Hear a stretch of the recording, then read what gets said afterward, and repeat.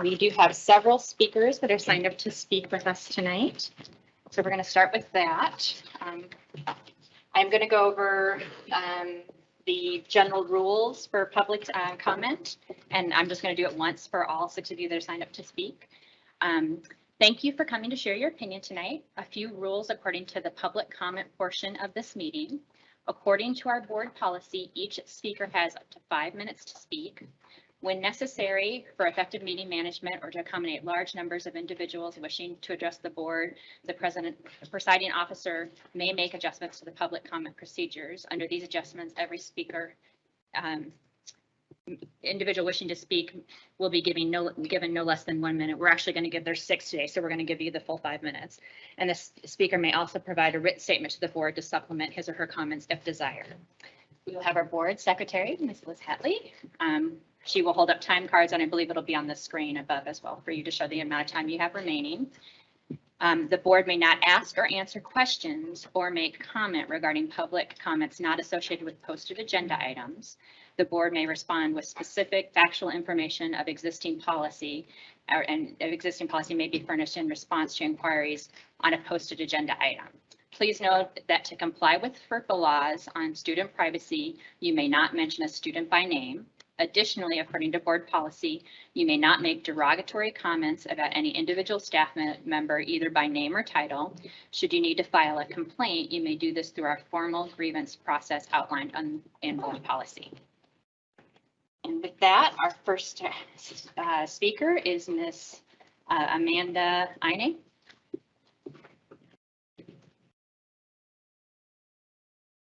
Good evening, Superintendent and Board. I remember all the excitement that I felt at convocation as a new teacher in the district after devoting 13 years in education, as well as a superintendent starting the year in prayer. I thought that it was a strong sign that being a teacher and a neighbor in this community would be a great move for me and my family. I came to know different. By the treatment of children with special needs and of color in the school that I was a teacher in, I began to witness, and in fact, it continued at the support of admin. I witnessed one of my students being called an idiot in front of the whole entire class by an aide in the middle of my instruction time. This was very disheartening to me because as a teacher, I provide a safe learning and community for my students. It was also very detrimental to the student because the aide continued down the hall berating him all the way to his other class that he was going to attend. I also noticed when I got here that in the 5th grade, there were only white males in the GT program. I knew as a teacher in very diverse districts prior to coming here that in the 5th grade, there should be other races as well as female students that would be able to be qualified for that program. I began to advocate for those students. We teach our students, see something, say something. This should be applicable to teachers as well without repercussions. I've voiced many more concerns for the special education kiddos and them not getting the services that they need or the outright racism and discrimination. One time I was teaching a slavery unit in my class because I taught ELAR and social studies. The aide that called my student an idiot also came in the room that day and made it known that, asked the students had they ever seen Gone with the Wind. She proceeded to say how slave owners treated their slaves like kings and queens, and that she wanted a mammy and everybody needed a mammy. I found this very disheartening because I myself have African-American biological children as well as an Asian biological child. And I have spent most of my years of education in areas where children of color are marginalized.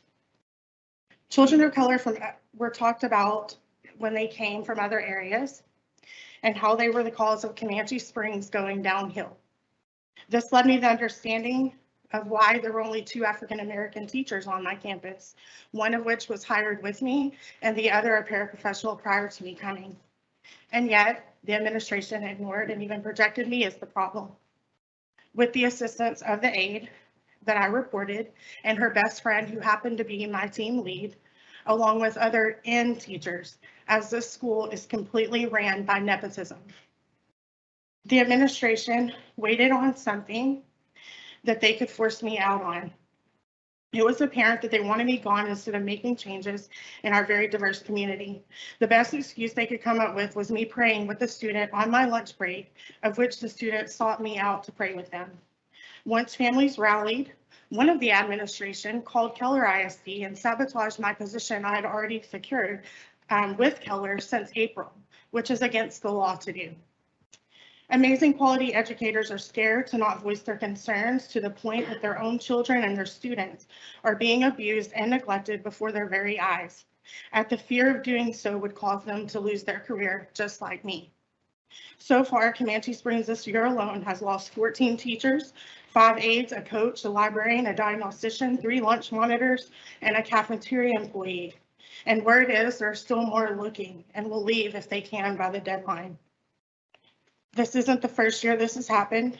And the year I was hired, there were 9 hires and only 2 stayed. 2 of the teachers that we lost were products of this very district. When my husband and I purchased our home 2 years ago, we looked at the beautiful diversity of our neighborhood, and it was reflected in our own family. And we soon learned that we had been deceived about the ratings of EMS ISD.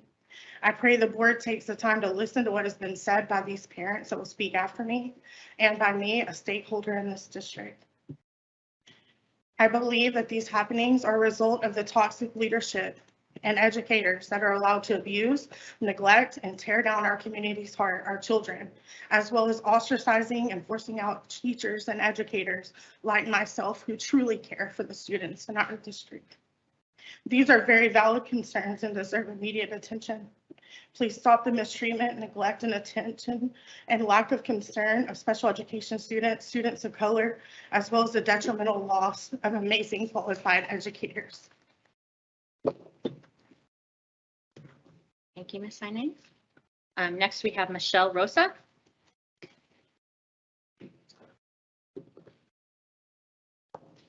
Good evening.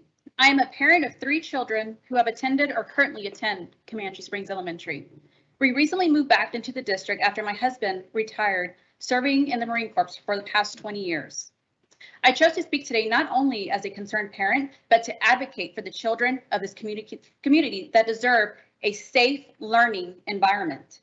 There have been reports of verbal abuse from both teachers and aides, inappropriate subject matter being discussed with children regarding race, and dismissive attitude from the administration staff. Oh my goodness. Regarding teacher and parent concerns. Unfortunately, I have seen this firsthand with my own child. His 5th grade teacher left him to sink or swim in math. I believe it is important as a parent to keep an open dialogue with your child's educator, but what can be done when they do not respond to your emails, take days up to weeks, reprimand the students for asking questions. My son admitted to me that he did not want to ask for help because he didn't want his teacher to make a big deal. This has been a problem since 2018 when we first went into the district. My middle child would come home saying they were winging it. It is now 2022 and the same teacher is still winging it. She has no actual lesson plans. During the time my child had COVID in January of 2022, I did not receive any work on the subject she taught. When the environment this teacher has created in her classroom has not only affected my child, but also his classmates and will continue to affect future students. Since discussing my concerns and incidents with fellow parents and teachers, I have noticed a pattern of misconduct and professionalism from both higher level administrators and the teaching staff. This has become very on brand for Comanche Springs. Comanche Springs Elementary is tainted with biased behavior towards children of color, leaving them as targets of discriminatory practices, which violates their right to FAPE. The predatory verbal abuse inflicted on special education students is alarming. IEPs are not being followed, which leaves children who fall under 504 and special education category at a loss. Both teachers and aides are trained professionals that should conduct themselves accordingly without subjecting the students to verbal and emotional abuse. Furthermore, there are outlined curriculum and school appropriate subjects that should be followed when teaching the students. Feelings about race, the subject of mammies, are not appropriate in the classroom. You have the special educational aide telling the children that they look like idiots and calling them stupid and glamorizing slavery by saying she wished she had a mammy. I stand here today discussing my concerns because administration at Comanche Springs has proven multiple times that they will turn a blind eye to their staff's behavior and foster a negative work environment for those teachers willing to speak out on the mistreatment of students. They felt the need to have a meeting to let returning staff know admin backs them and not to pay attention to what people are saying. I find the behavior and involvement of this administration to be quite unprofessional, improper, and callow. We cannot go to them for our problems, so where do we go? To you, board members, the news? Where does that leave us? And where does that leave the students? I would ask, moving forward, that the elected officials responsible for change be open to dialogue with the parents of Comanche Springs School District, and those that are responsible for the above grievances will be held accountable. The fact that grievances have been filed and the turnover rate for the school should actually flag the school. Not only do I have to worry about the safety issue at hand from the outside coming in, but now the real danger when the doors to the classroom close. Parents, the longer you wait to hold these schools accountable, give these guys more time to dictate what is best for your child's emotional, physical, and mental health. Just like police officers have a duty to protect and serve, so do these educators to teach and respect our children. They too take an oath. Parents, I hope this gives you the encouragement to speak up and be active because we are the voices for our children. Staff should not be afraid to speak due to retaliation. So many qualified and wonderful teachers are leaving this school. That's it. Thank you. Our next speaker is Julie Hodges.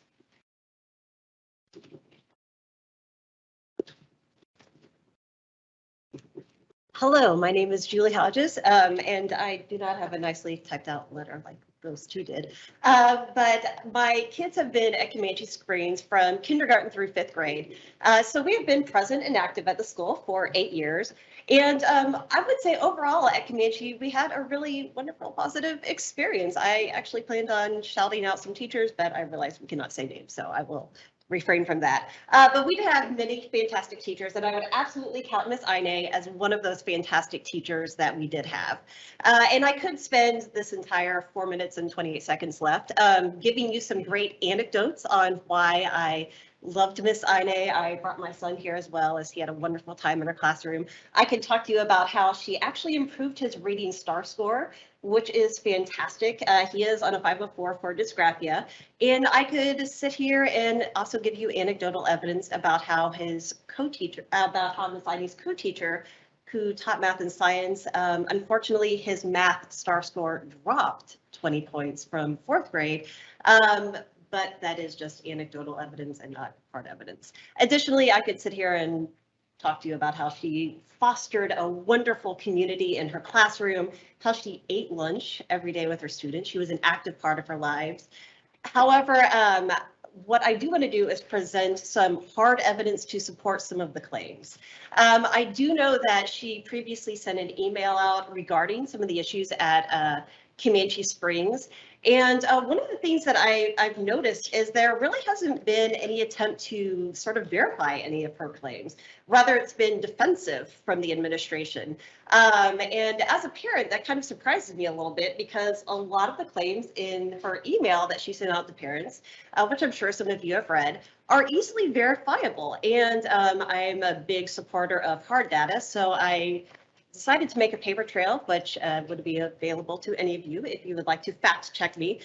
So many of the claims of her email, obviously I was not there for. However, I can support many of the claims of her email, specifically regarding her co-teacher. One of the things that she spoke about was her co-teacher's inability or unwillingness to respond to parent emails and to follow district policy. I am a former teacher in the district, so I am familiar with your policy regarding communication to parents. Back in September, my son was gone for 10 days due to COVID in our household. I emailed both Miss Ide and her co-teacher on the day we found out and said that my son would be gone, asked for work. Miss Ide immediately sent work for my son to do. Her co-teacher did not. I followed up 3 days later because I never even got a response to the email. And her co-teacher said, actually, I've got it right here. She said, I will catch him up when he returns. However, She didn't. At the end of the 9 weeks, I realized that my son actually had a barely passing grade in science and math. I printed out his Skyward grades. She never gave him a test that he missed. I circled the dates to prove that it was during the time period he was gone. When I asked for work, she marked it as missing, gave him a failing grade. And when I confronted her about it, she said, actually confronted is a hard word. It wasn't really confronting. When I asked her about it, she told me that the grading period was closed. She could not update it. You might be thinking, well, why didn't you just check Skyward regularly? Because, you know, that is a parent's job, and sometimes teachers make mistakes. And that's a great question. She never updated Skyward regularly. Back in April of this year, I emailed her because Grant had a 0 on a science test that I knew he took. She did not respond to the email.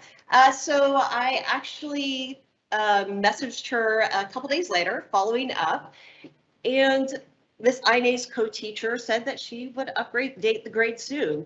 May 1st, 1 month later, my son still had a failing science grade because she would not log into Skyward and type in a 9 and a 1.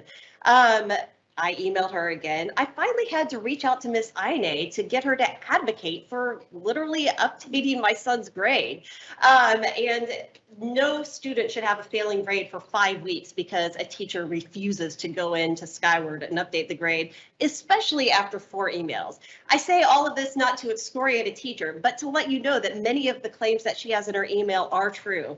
And I do think that it is worth you investigating because rather than just going on the defensive, and unfortunately her job in Keller did get sabotaged, some of these claims that she's made are easily verifiable. And again, I do have receipts printed out, and I do encourage you to look into it. And it looks like my time is up. Thank you for allowing me to speak. Thank you, Ms. Hodges. And if you have materials that you wanted us to review, it sounded like you did, you're welcome to leave those with us.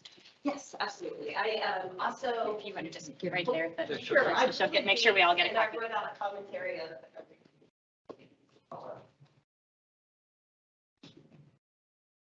Next, we have Mr. Dwayne Blizzard.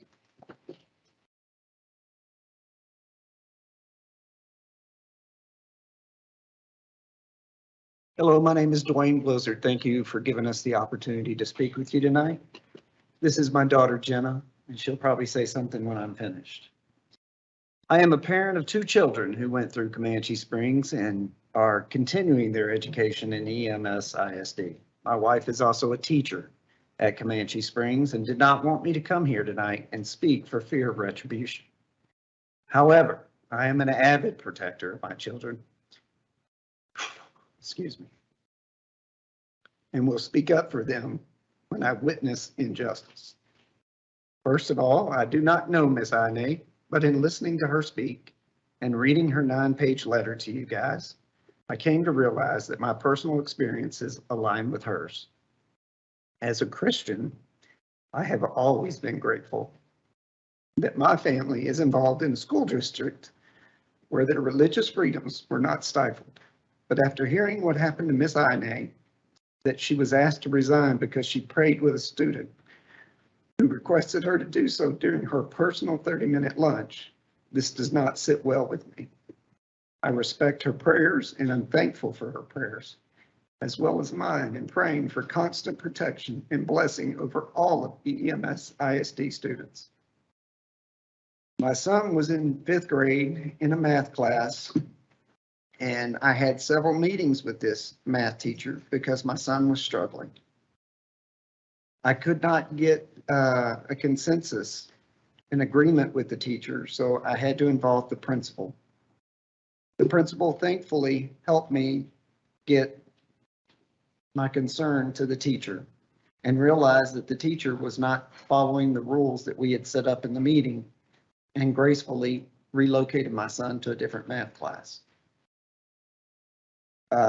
Not before her class and not since her class, he's now a freshman in high school, has he ever struggled in math, but was unable to make a passing grade in her class. Then 2 years later, my daughter was forced into her math class because she was the only math teacher that year, despite my strong objections. My wife tried to have a conversation with the vice principal of the school about a negative comment that was made to her by the aide, and was told that she needed to speak with the teacher first before bringing it to them. We tried desperately to get Jenna out of her class because of our previous experience with her. However, with an IEP in place, we rested in the fact that Jenna would be able to go to the aide's class for content mastery and get help from her aide. Jenna, would you like to tell your story? Okay. Step over your screen. My name is Jenna and I am dyslexic. School is very hard for me. The aide was very mean to me and other kids in My math class. my math class. One day, The aide the aide told me. told me that her daughter was younger than me and smarter than me and that she could do this assignment. She told me that I would never make it in junior high. I left crying. 4 other friends and my math teacher heard her say that.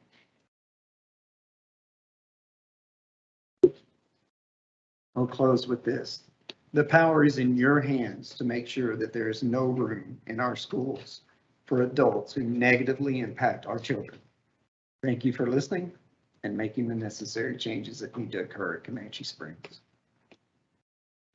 Mr. Blizzard, I just wanted to make sure. So this was your daughter, the second, that you said that for her as well. Thank you, both of you, for speaking. And our last speaker is Dominic DeSanto.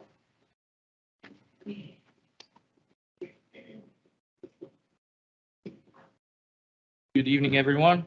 I sent an email to all the board and I think Dr. Chadwell and Dr. Parker. But I wanted to come here and speak in person tonight, just to share my views of Comanche Springs. My wife and I, she works at Comanche Springs. We've been at the school district for 4 years now. We moved from Pennsylvania and we've had the same administration at Comanche Springs ever since we've been here.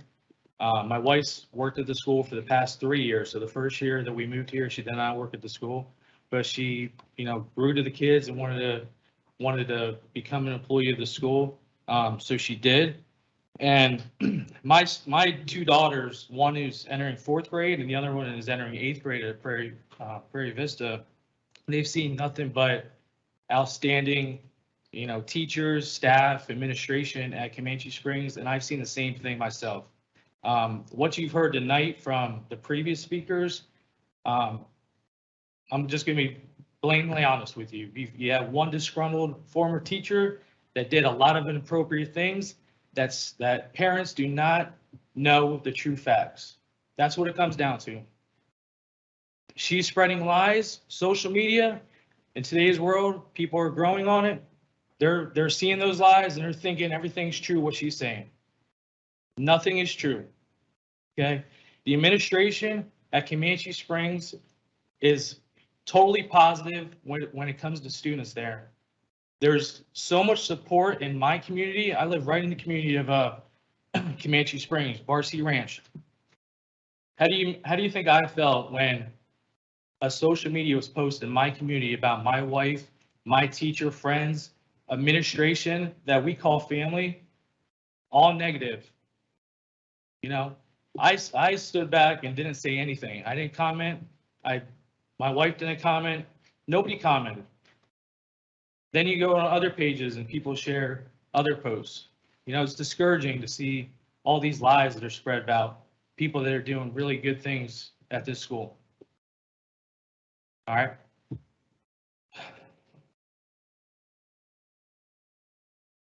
Just want to make sure I don't miss anything. I'm not going to get into any specific details of what she did as an employee at the school, but there is a history of why she keeps jumping school districts.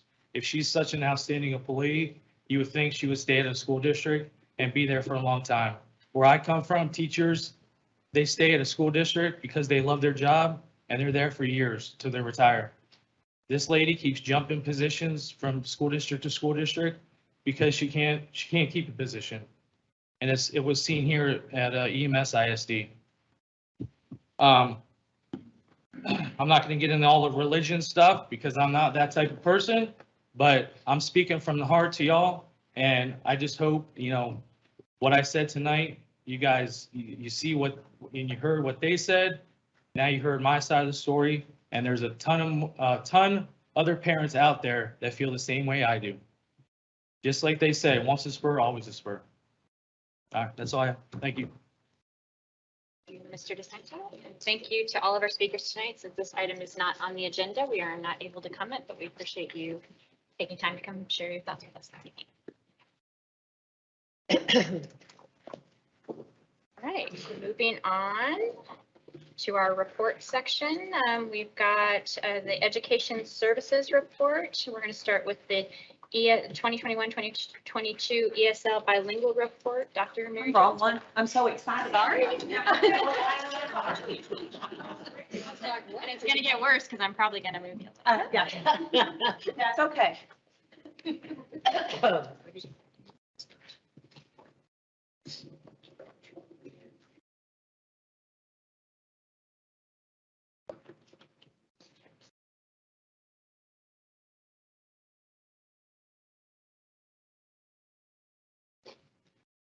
Good evening, President Page, Board of Trustees, and Dr. Chadwell.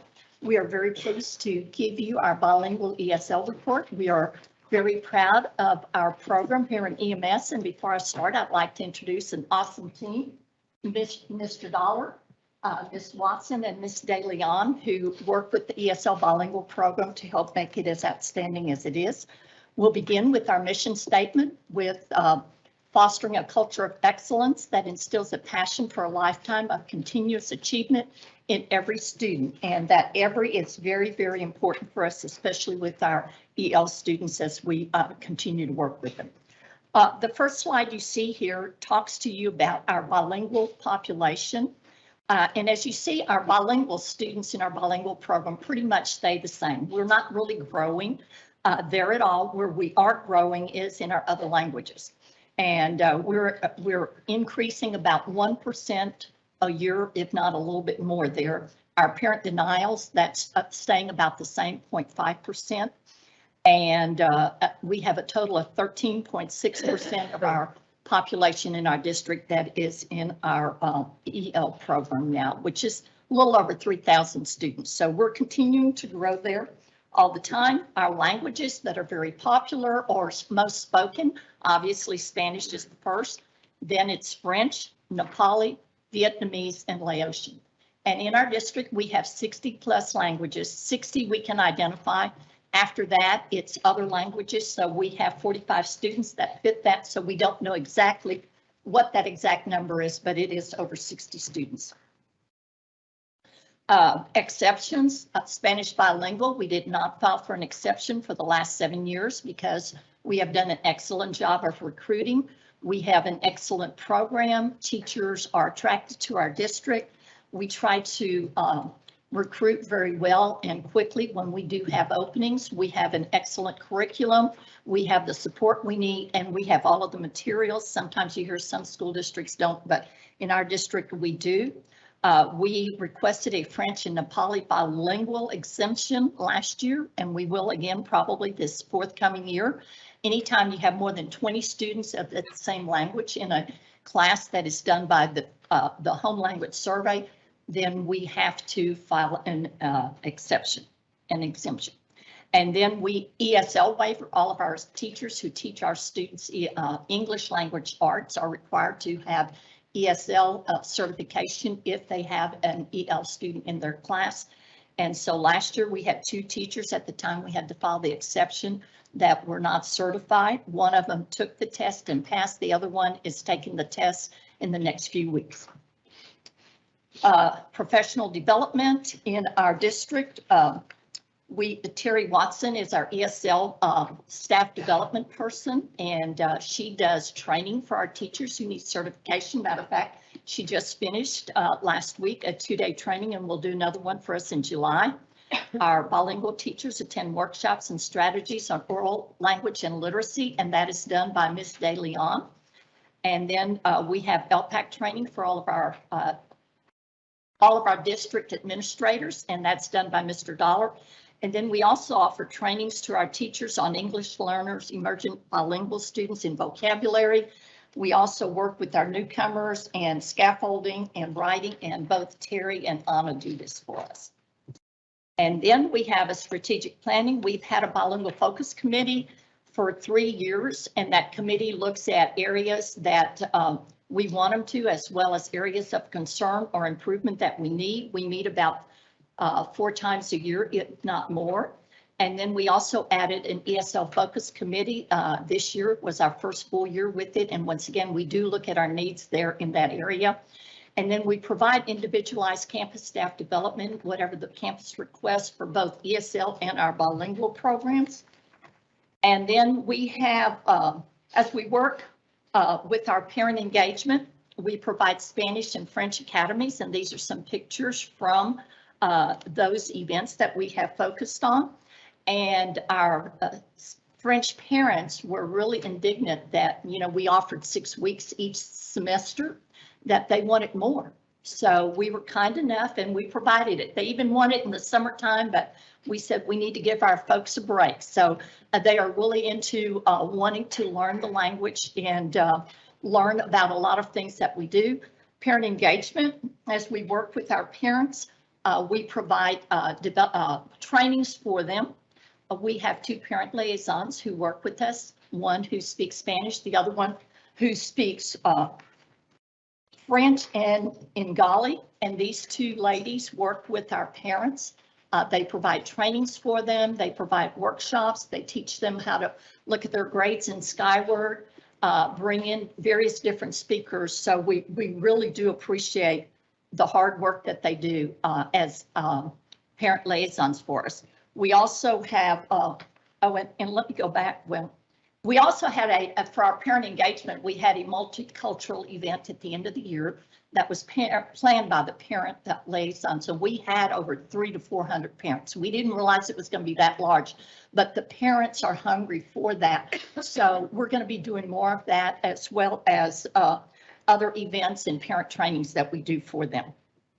And then we have Bilingual ESL Summer School going on right now for our EL students. And we have about 137 students enrolled in that program. Norma Sandoval is the one who is running our summer school program. And on Wednesday, we're going to have an open house for our parents at lunchtime from 12 to 1 to let them see what the students are doing, as well as a music event, because we do have a music teacher in our summer program. And then we also have our ESL Summer Enrichment Program that we use it for helping our students with language proficiency. We have about 85 students in that, and Terry Watson organizes that for us. And we want to thank you for your continued support of our bilingual program. We have a second person that was hired as an interventionist, or will be hopefully, for our bilingual program. And we also have hired a second GT teacher that is bilingual for our bilingual program. So the team does an outstanding job supporting our program. Any questions from you all?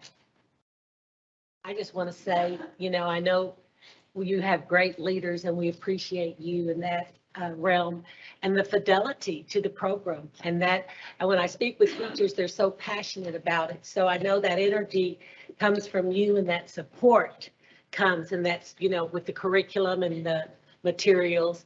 So thank you for that. And then just one other thing, when you do have these events, maybe extend an invitation to us, if, you know, to attend, because I just love that the community of parents are coming together, and they're a community within a community. And when we get the parents in the schools, then we have a lot more learning going on.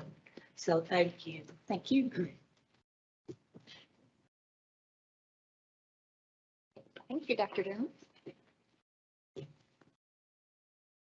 We are going to, unless there's any objections from my fellow board members, we're going to skip down to the athletic department annual report. Dr. Barker?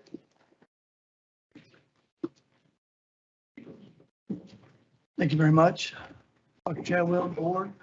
It's an honor, and the first thing I want to do is to introduce some very special people that are behind me. And so I do want to introduce Mr. Steve Griffin and have him stand up, or he can just wave like he's going to wave. But, you know, if you didn't know this, Mr. Griffin is beginning his 17th year in our district. Now, it's a long time he's been in education, but 17 years in our district. Began his career at Saginaw High School as an administrator, moved on to Prairie Vista, Boswell, and then worked in the athletic office for Coach Daughtry and myself, and this will be year number 11 coming up. So I wanted to introduce him. He takes care of all of our middle school athletics. We have 5 counties that he oversees and does a tremendous job with high school. And I also wanted to introduce our newest member in our athletic office, Michael Acosta. I did want to introduce him because he has started something new to our district. He's gone out and live tweet, whatever that really means, but live tweet during our games, which means that he actually does scores, takes videos, does all kinds of things with our social media. He is putting all of our new pictures on our Touch Pro thing. And so Michael has been a great asset to our district. Just a few little notes he gave me. We've increased our Twitter followers to 526 since the beginning of the year. Anywhere from 12 to 54,000 a month of game profile visits. Not sure, but if you know anything about Twitter, you'll know what that means.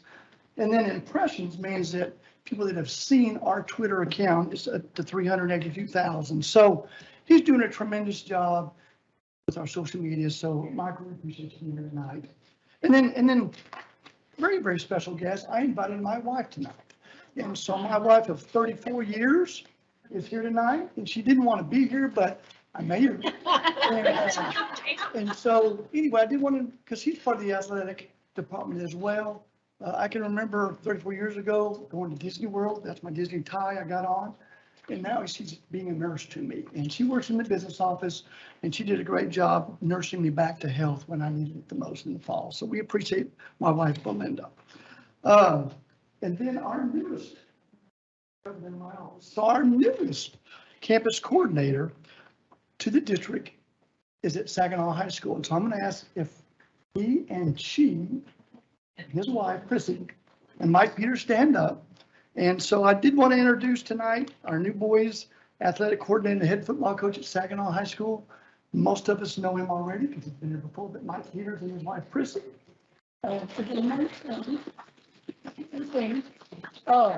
I have a daughter, Fallon, who is taught in the district, and she just got the athletic director's position at a school in Arizona, which I think is very impressive.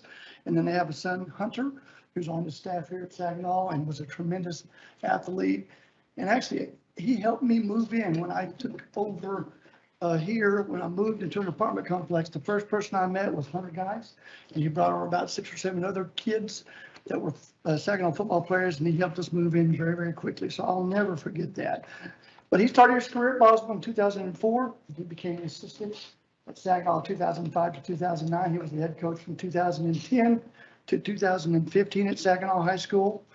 He led the Rough Riders to back-to-back playoff berth in 2012 and 2013. And 2012 team still holds the record of wins at 8. And he is the winningest football coach at Saginaw High School. So Mike and Christy will be working in the district as well. We appreciate you coming back. Thank you. And his assistant campus coordinator is Vance Hughes. Vance Hughes is our girls athletic and assistant athletic coordinator, head basketball coach.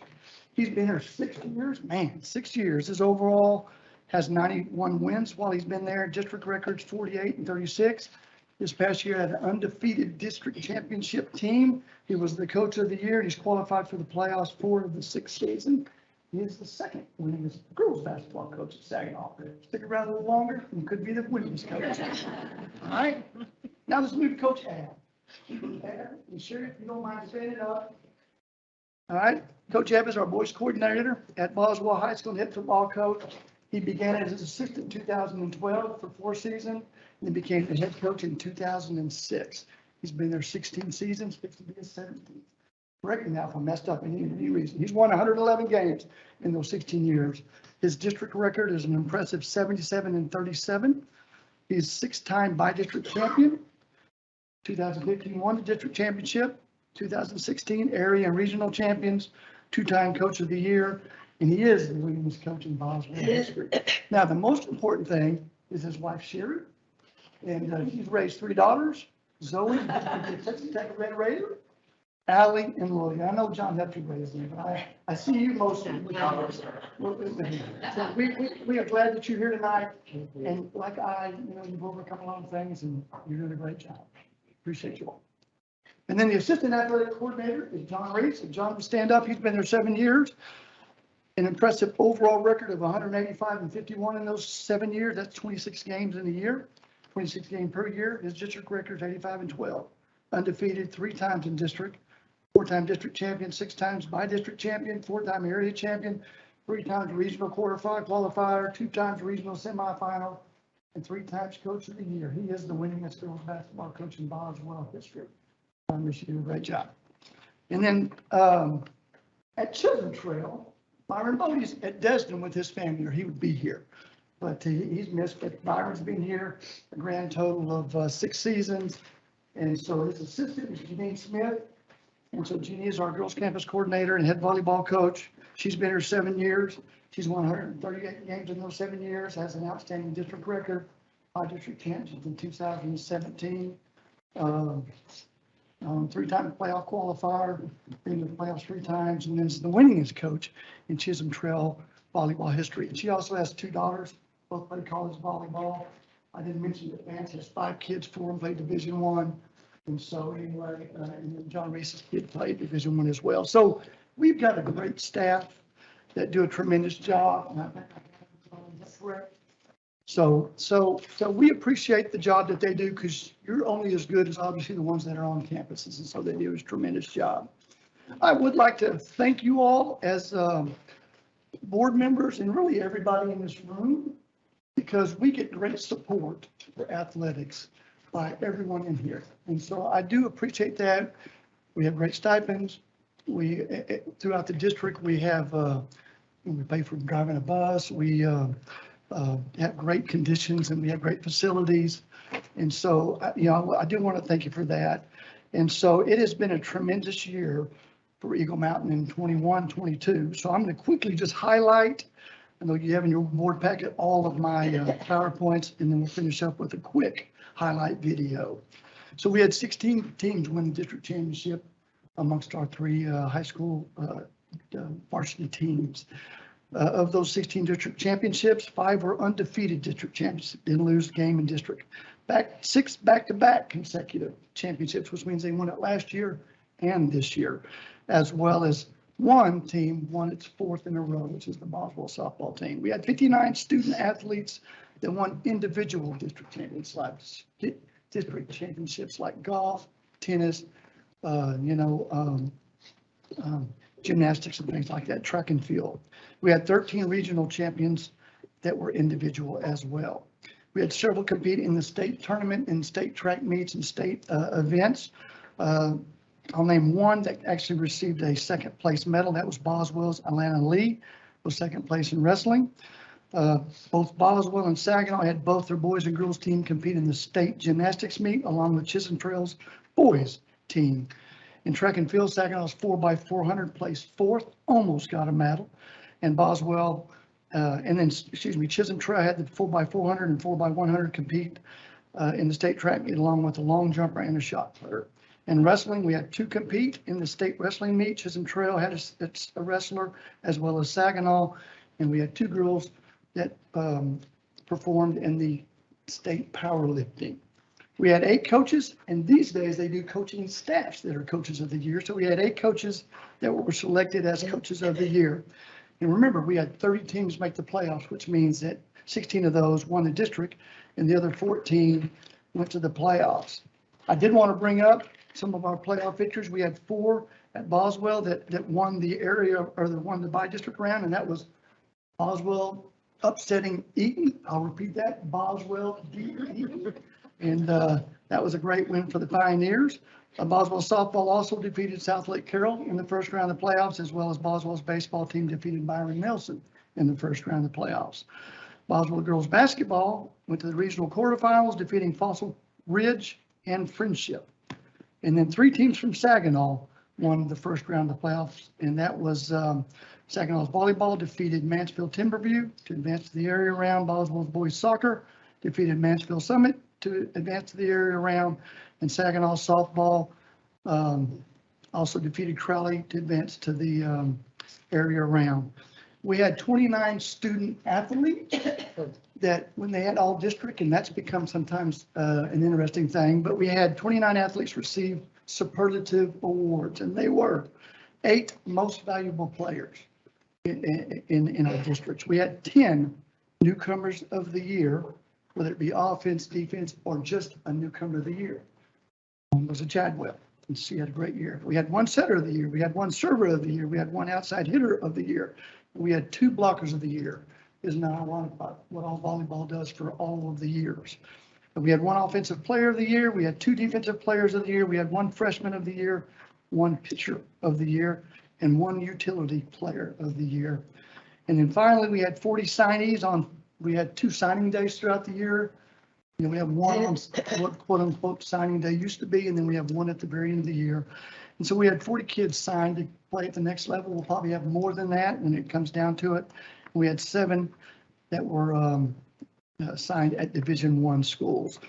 And then importantly, moving forward, we are excited about the 22-24 or 22-23 season.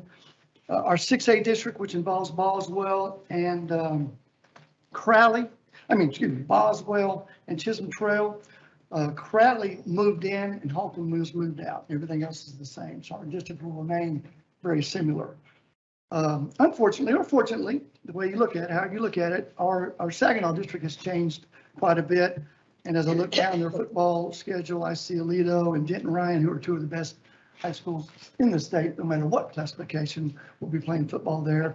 But I know Coach Peters, Charlie and Christie, a number of players out for our strength and conditioning, and they're looking forward to having a great season in that district. And then, I think you have the PowerPoints, but, the wrestling district is a little different because we travel all over the state to wrestle. And then, of course, the volleyball and basketball and things like that in the Saginaw district will not be Fort Worth ISD, but it'll be a district a little bit different than that.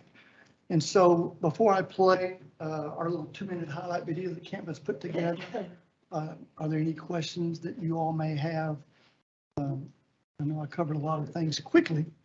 I just want to thank you for the extensive information that you provided in the board book. I mean, I knew that we had had a lot of accolades and we had a lot of success, but I didn't realize the plethora of accomplishments from our students. So thank you, because Well, we appreciate it. We appreciate all you guys do. So thank you all. Please pass that on to your Do a staff. tremendous job. Our coaches do a tremendous job.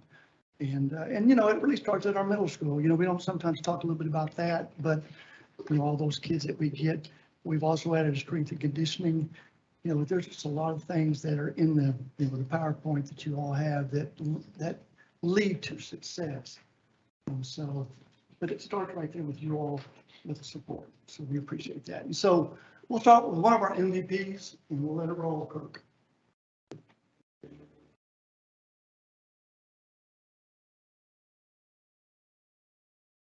And there's music to it. Do I need to turn it up, Kirk?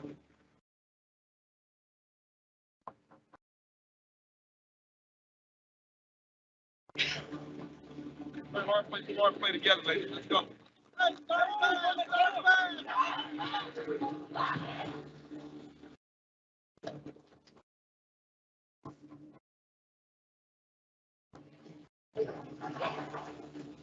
Okay, down it down. All right, here we go.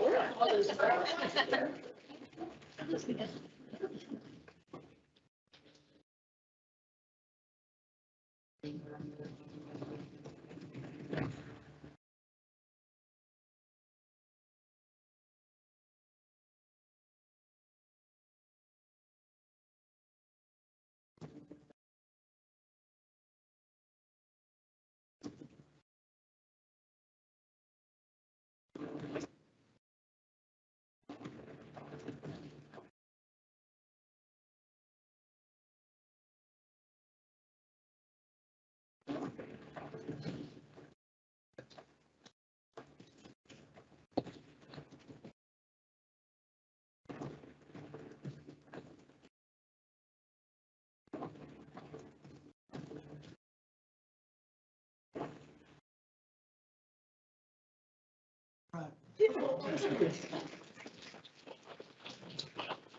You know, I will close by acknowledging what you said about the success, and I appreciate that. I think even more importantly, what extracurricular activities and athletics do for kids is teaches values, lifelong lessons that our coaches do a great job learning how to win, lose, working hard, being patient, you know, all the things that I think our world needs today. So we appreciate it. Thank you all. Any other questions, comments? Thank you very much. And I just was going to point out to my fellow board members, I hope you paid special attention to the interactive touchscreen page. I think a couple of our board members were highlighted on it. We are going to do a little bit more jumping unless anybody has any objections, which do you think the human resources? Okay, let's go ahead and jump down to the human resources reports. First, let's start with the JJAEP memorandum of understanding. Ms. Turntine. Good evening. It is a blessing to be able to stand before you, Madam President Ring, the distinguished members of the board, those that are present here tonight. I am here to talk to you about two reports. One is that at the end of July of this school year, our MOU with JJAEP will expire.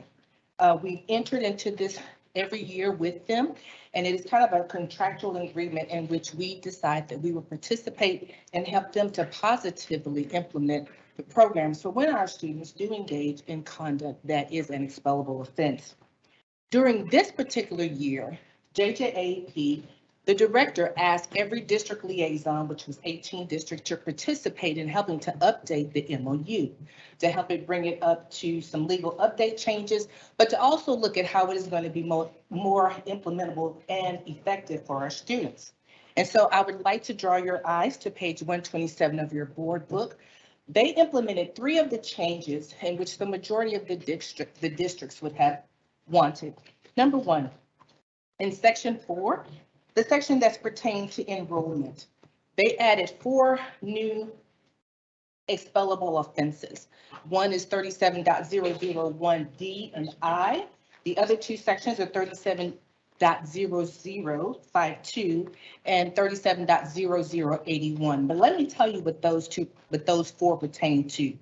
One pertains to the conduct that a student may be expelled if they engage in assault of a district employee or a volunteer. The other section says that a student may be expelled if they decide to engage in any type of expellable offense on another district. So sometimes students go and they misbehave on another district and we were unable to expel them. Now they're going to allow us to be able to do that. The other situation we have is when students engage in bullying. Now bullying can be an expellable offense, especially if they engage in bullying where you incite violence through group bullying, when you encourage a student to commit or attempt to commit suicide, and also too when they decide to release intimate visual material of a minor or someone who is 18 or older without their consent. The other section, which is 37.0081, there are students that engage in conduct in which we may not know of, and so they may be adjudicated through the courts. And so we received, I think it's called an Article 1527. But remember, we received this after the offense in which we may not know anything about. So now JJ has given us the opportunity to look at expelling students when they've received deferred adjudication, when they have been referred for probation, when they have been found convicted of a felony offense, when they are even been arrested on campus, off campus. And so now we can look at those. Now, I know what you may be thinking when students engage in this. The wonderful thing that I have found out about JJAEP is that we as a district are able to write in certain types of services in which these students can benefit from. So we're able to write in family therapy, substance abuse. One project is called Safer. It's project and when our students engage in what we call sometimes problematic sexual behaviors. So going to JJ in and of itself is an issue. However, we're able to write in those orders things in which we feel like will benefit our students. I want to also draw your eyes to section 5, which now pertains to the referral process. In this, we used to have to receive a copy of the law enforcement's report. Now that's the report, so that required us to engage into a public information request. Those took forever. So now JJ is now saying that we can now submit a juvenile arrest or detention notification. With us having our own police department, we will get those in a timelier manner, and those will also be more accurate. So that is a good thing for us. And lastly, I want to draw your attention to section 9. It is pertaining to the JJ replacement term. The minimum time in which a child could be placed at JJAEP was 90 days. Now they are willing to look at students being placed for a minimum of 60 days. Those are 60 successful days. What that means is that the students come, they behave, they also attend to all of the services in which we've written in the DAP order for them. Now, someone may be thinking, why 60? JJAEP around about February always comes back and tells us that we are unable to send what we call discretionary placements because they are full. This is an opportunity for them to see if by us being able to look at having a minimum of 60 days, will they be able to service more students, and will it also help to maintain the integrity of their program? The last thing that I want to tell you is that this year, unfortunately, we did recommend 5 students for various offenses, and I could speak to you or give the information to Dr. Chadwell if you would like to have that. The last thing that I do want to draw your attention to in this report is that the money that we spend is $129 for each day, and so that has not changed per this MOU. Are there any questions? When it's full, what is our option? You tried to place the student there and it's full.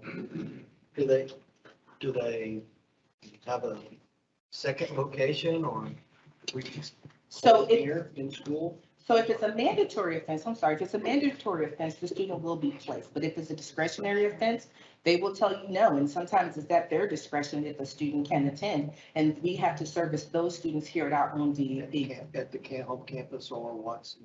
Or at our DAP, yes, sir. Mhm.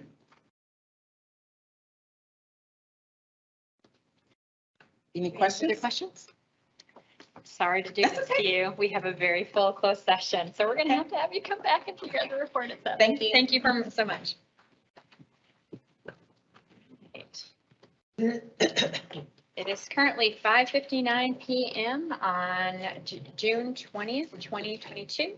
The board will now recess for dinner and then reconvene in a closed meeting pursuant to the following sections of the Texas Open Meetings Act, Texas Government Code Section 551.071 for the purpose of private consultation with the board's attorney and all subjects and matters authorized by law. Section 551.072 for the purpose of deliberating, purchasing, exchange, lease, or value of real property. Section 551.074 for the purpose of deliberating the appointment, employment, reassignment, duties, discipline, or dismissal of a public officer or employee unless that officer is requested an open hearing. Section 551.075 for the purpose of deliberations regarding deployment or specific occasions for implementation of security personnel devices or security audits. Section 551.082, considering the discipline of a public school child or a complaint or charge against personnel. Section 551.0821, discussing personal identifying information about a student.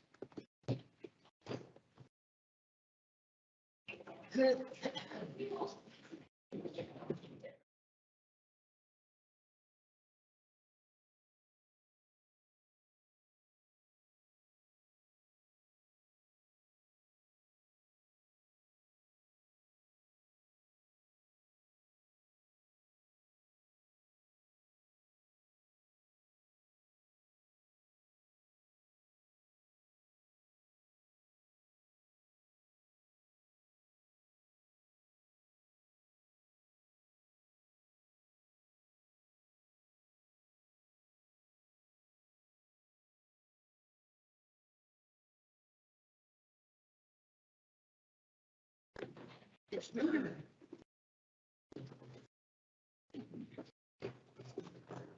a public meeting of the Board of Education of the Eagle Mountain Saginaw Independent School District. The board is reconvening in the public meeting on June 20th, 2022 at 7:07 p.m. And we will now consider the subjects set forth in the posted agenda. Welcome, everyone. We've got a full house today. That's wonderful to see during the summer month. And we've got our opening ceremony with High Country Elementary. Ms. Wabi. Hello. Thank you for having High Country here this evening. I would like to introduce to you some of our students. So Zia Abram and her parents, Mr. and Mrs. Abram, are here with us. And just to let you know a little bit about Zia, she enjoys traveling with her family, trying new foods. Tell me again. Muay Thai boxing and volleyball. Okay. And she'll be going into 4th grade. Then we also have Jackson and Carter Reese. So Carter is going to be going into 2nd grade, and he enjoys playing with his Legos, Minecraft, and soccer. Jackson enjoys math, and he was also did a presentation at the evening with experts. So then after that, we have sisters Ariana and Marilyn Asano. Ariana will be going into 6th grade over to High Country.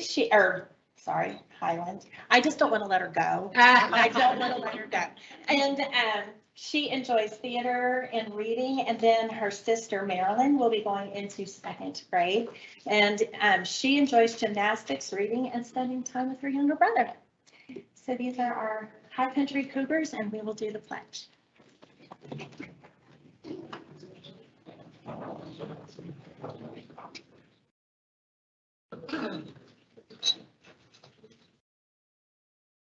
I pledge allegiance to the flag of the United States of America and to the republic for which it stands, one nation, under God, indivisible, with liberty and justice for all. Under the Texas flag, I pledge allegiance to thee, Texas, one state under God, one and indivisible.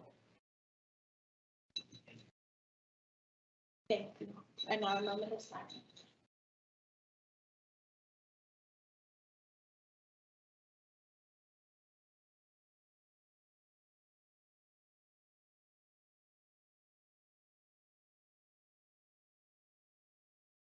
Thank you.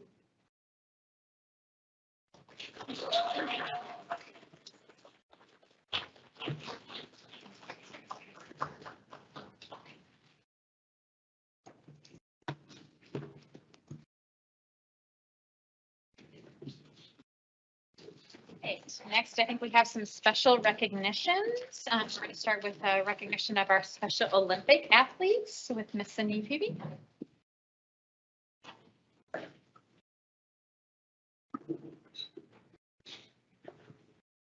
Good evening, Madam President, Dr. Chadwell, and members of the school board. It is my distinct honor and privilege to introduce you to some of our Special Olympians who were participants in our area track meet in May, on May 6th and 7th in Burleson, and they will show you their hardware. I'm going to call each of them up that are here. We had 26 athletes this year in our Special Olympics program. So first, I would like to bring up Miss Sincere Arroyo, and she got 1st place in the 50-meter run.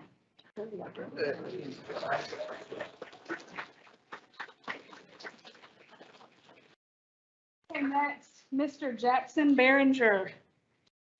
He got 2nd place in the 50-meter run and 4th place in the softball throw.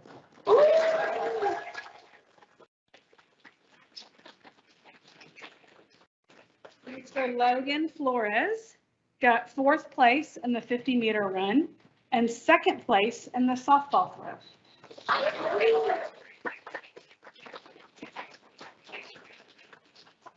Isaiah Isaiah Hart got first place in the 50-meter run and first place in the softball throw.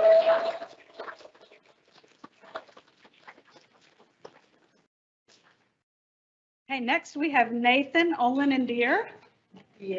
And he got second place in the 100-meter run and fourth place in the javelin.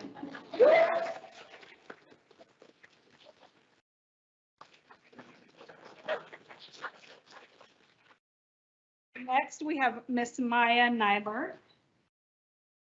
And she got first place in the 50-meter run and second place in the javelin.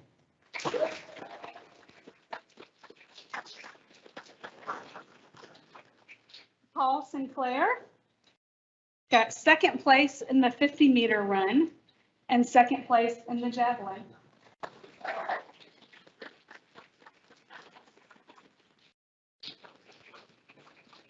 And we have an athlete who is represented by his mother tonight. Mr. Sebastian Rodriguez Ferrer is represented by his mother, Miss Amy Ferrer. He got second place in the 25-meter assisted walk and third place in the tennis ball throw. Yeah.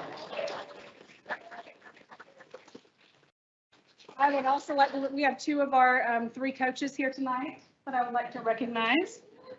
We have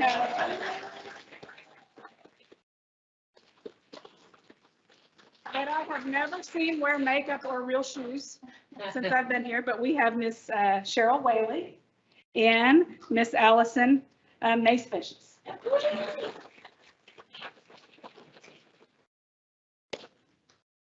Thank you so much. Thank you.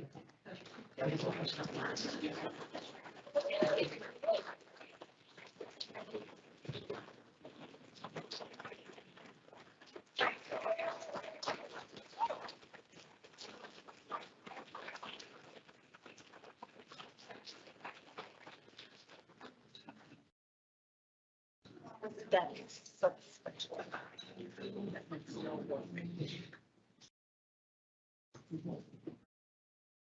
Next, we have recognition of Mr. Stephen G. Newcomb for his service as board president.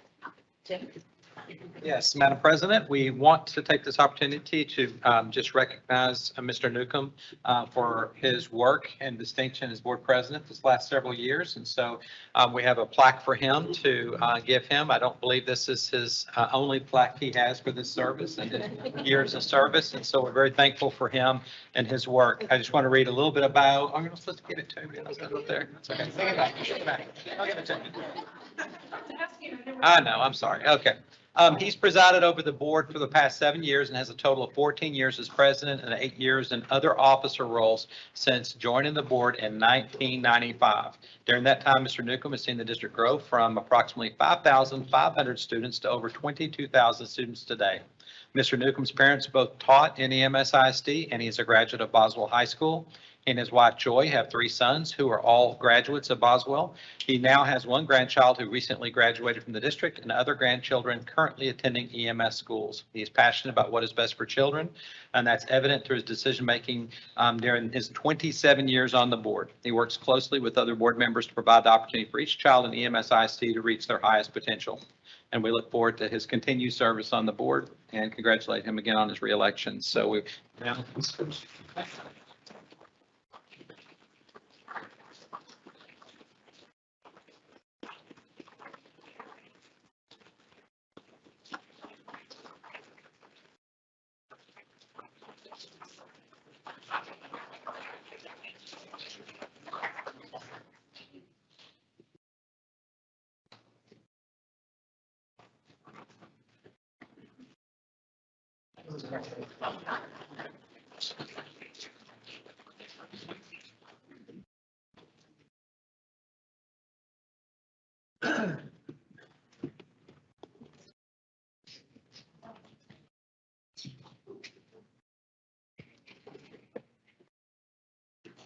Next, we have some special introductions, and the first is the superintendent's office, Dr. Chadwell. Yes, and so tonight we're pleased to announce that Dr. Maria Gamel as the new Executive Director of Human Resources. Maria, if you would stand, please.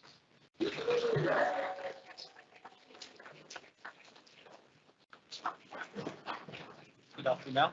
She served as interim lead over human resources for the last several months. She's also served in public education for 21 years. She began her career as teaching language arts at the elementary and middle school level. She has experience as an assistant principal in both middle and high, as well as serving as a middle school principal. She's also served in the district as director of elementary staffing and human resources for the past 5 years. She's earned her bachelor's in interdisciplinary studies with a focus on elementary ed from the University of Pittsburgh and her master's degree from Shippensburg University in early childhood and elementary ed. Dr. Gamel earned her doctorate from Kane, I apologize, should have checked that earlier, in educational leadership and policy. And Dr. Gamel and her husband have 5 children, 17, 15, 13, 11, and 9. I'm glad you all use odd numbers. That makes it easy to remember. Okay. She enjoys traveling to the beach and with her family, and she loves to dance. So congratulations, Dr. Gamel.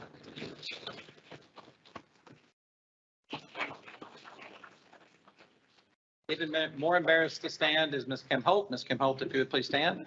She is the school board services assistant. She has worked for the district for 17 years at the campus level and the district level. She has built strong relationships in the community as a parent and the district as an employee. In her role, she will prepare and manage all school board meetings, provide clerical support for the board, and support the office of the superintendent.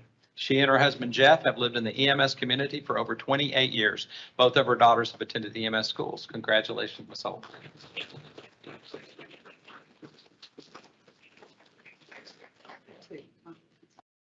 Congratulations to both of you. And we also have some special introductions from the Educational Services Department, both Dr. Audrey Arnold and Mr. Walter Behringer. First.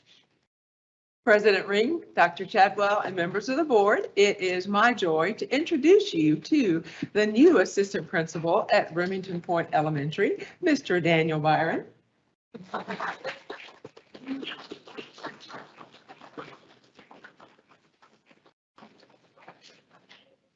Mr. Byron came to Eagle Mountain, Saginaw in 2017, serving at Prairie Vista Middle School as a 6th grade ELAR teacher, boys athletic coach, and an administrative intern. Previously, he served as a reading response to intervention teacher. He's been a CLC facilitator, a member of the campus PBIS committee, a member of DPAC, and a teacher mentor. His leadership experiences include many campus and district level presentations and completion of our own Aspiring Leadership Institute and Aspiring Administrator Institute. Daniel's wife, Danielle, is a 3rd grade teacher in Northwest ISD, and they are the proud parents to 3-year-old daughter, Tinsley. We're very happy to welcome you.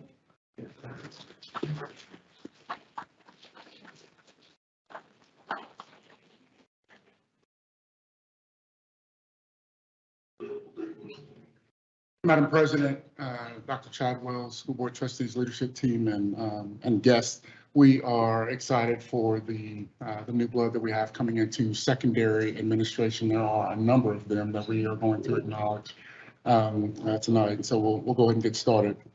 First of all, we have Mr. Watt Harden.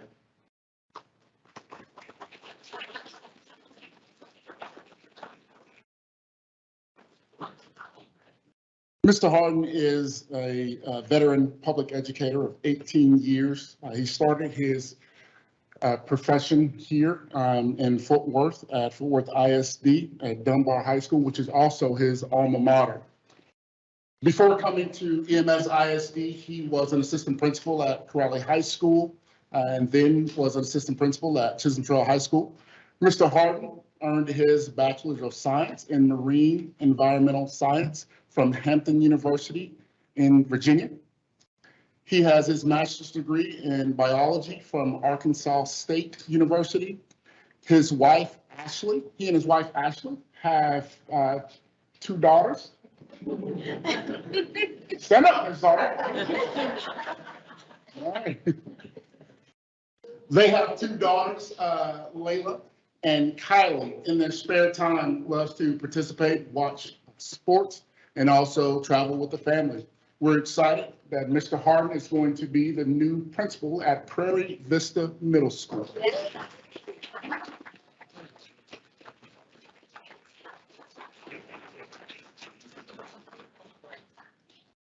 Next, we have Andrea Lasher.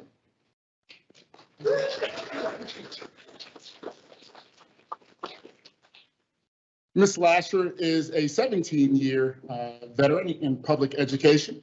She has served the last 5 years as an assistant principal at Wayside Middle School. 4 years prior to that, she was a high school administrator in Northwest ISD. She has served as an English language learner teacher, also an instructional coach. She has a communication degree from Eastern Illinois and a master's degree from Texas Christian University. And she is currently pursuing her doctorate at Tarleton State University. Her husband, Lenny, is also present. They have 3 sons. Let me make sure that I get this. There we go. They're Blaze and Bryce. I think they're also in attendance. Also joining her tonight are her proud parents, her sister as well. Mom and Dad, wait for us.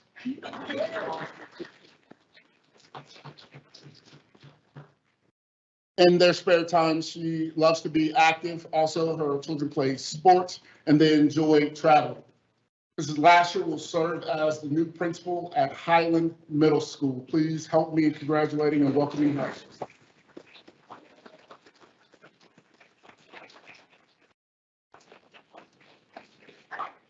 Mr. Douglas Anthony, better known as Tony Bonner.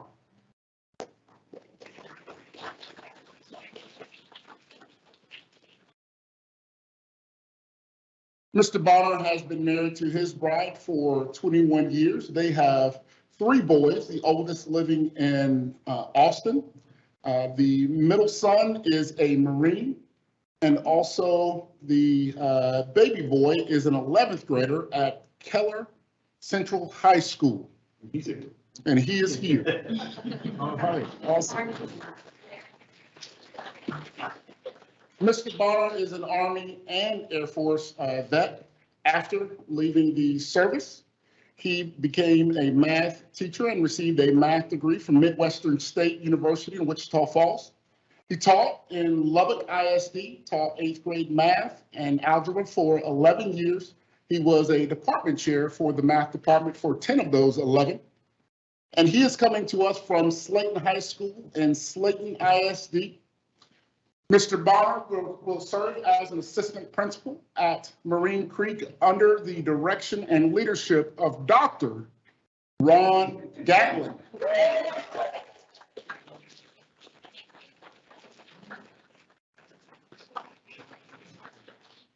I have to throw that in.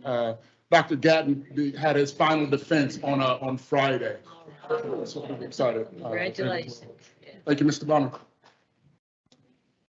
Mr. Dennis Lindsay.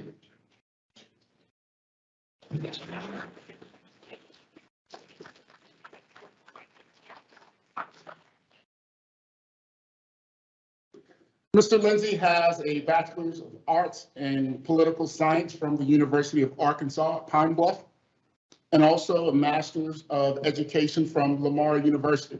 Mr. Lindsay is a 12-year public education veteran. He has a daughter and a son. His daughter is a junior in college, and then a 22-year-old son. He has taught at all levels, and he most recently served as an assistant principal at North Corrali 9th Grade Center. Mr. Lindsay is joining the Saginaw High School staff as an assistant principal.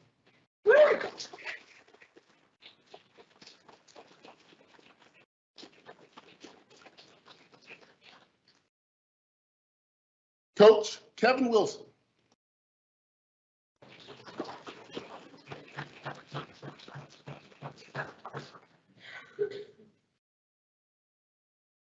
Mr. Wilson will be a familiar face. Mr. Wilson has been a coach and a teacher at Saginaw High School.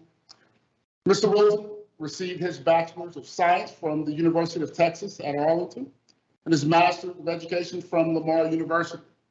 He is a 16-year veteran with experiences both in middle school and in high school. spanning from Irving Northwest ISD and then here in EMS ISD. Mr. Wilson has taught history, where he was also the history department chair at Saginaw High School, coaching multiple sports, and also was the PAL sponsor. Mr. Wilson and his wife, Melissa.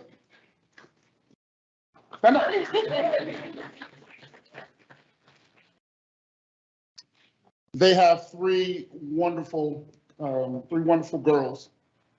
Emma is a senior at Boswell High School. Olivia is a ninth grader at Boswell High School. And then Lillian is a fourth grader at Eagle Mountain Elementary School. During their leisure time, they love to spend it at the lake with friends, traveling, and the girls play softball, run track, and cross country. Mr. Wilson, welcome.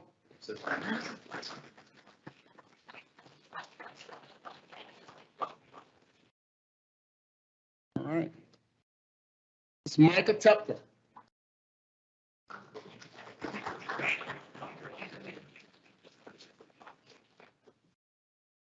Ms. Tepfer is an LD Bell graduate, where she was a state champion golfer her junior and senior year in high school. I imagine she can probably still swing the stick a little bit.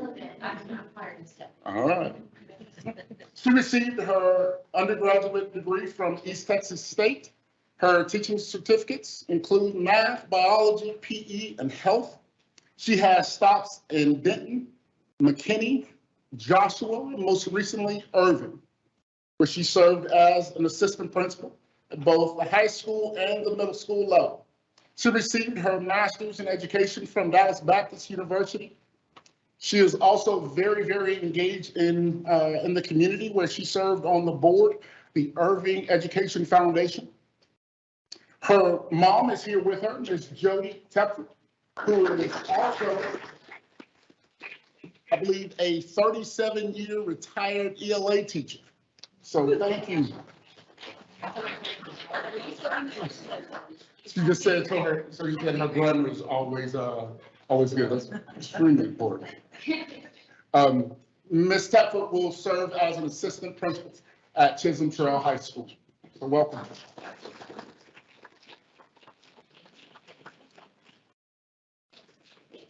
This next space is an extremely familiar one and personal for so many different reasons.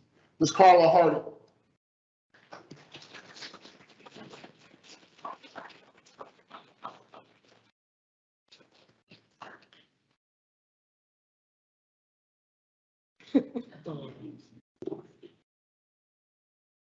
Ms. Hardy is a 19-year public education veteran and has served in EMS since August of 2012. She's been a choir director at the middle school and at the high school level. She served as an accompanist and also a vocal coach. She has a laundry list of awards, some of which I'll mention.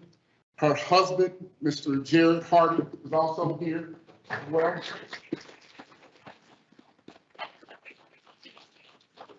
They have celebrated 20 years and 12 days, they told me, of marriage. Those last 12 were important. Last 12 were extremely important. Both are born and raised in West Texas.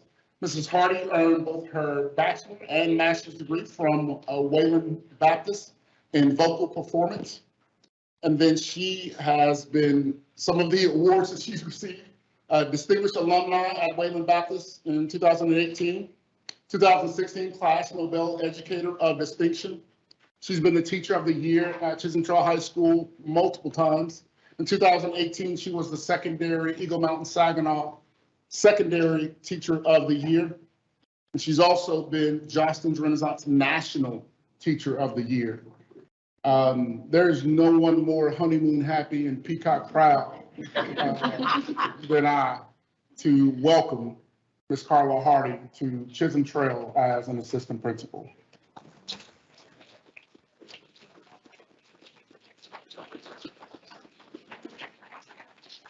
Thank you.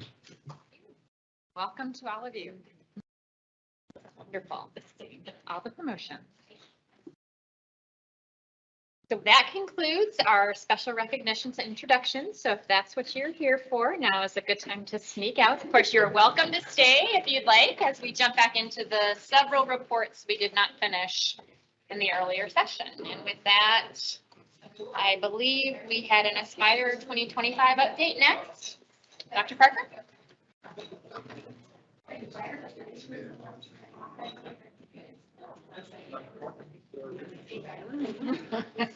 You can. You'll just give them a minute to, you know. I will. Leah, get the time card ready. I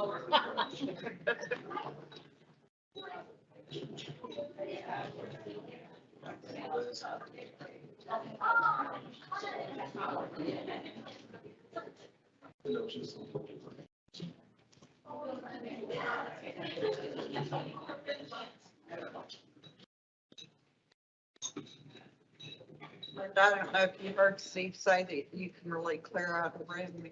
I know. Ben, the stress is off. It's all good. I just have you guys in here. It's awesome. It'd be great to celebrate students. It just makes, and adults moving, joining us in new roles. It's so exciting. All aligned to Aspire 2025 as we work to grow our own and retain and promote and all those great things. And it's my honor and privilege tonight to give you an update on our strategic plan, Aspire 2025. Just to let you know, I've timed it. It's about 10 minutes in length. I do want to say there are so many people in this room who are involved with Aspire 2025, and there's no way I can capture in one presentation unless you want me to make it look more like athletics, and I can do that. Because there are so many components to it and they're doing such a great job. So I just want to acknowledge the great work that they're doing. I try to capture those things in your board update. So I'm going to highlight where we are and some of the give you an overall view of things happening. With that, our Aspire 2025, the district strategic plan, is built upon the mission statement itself.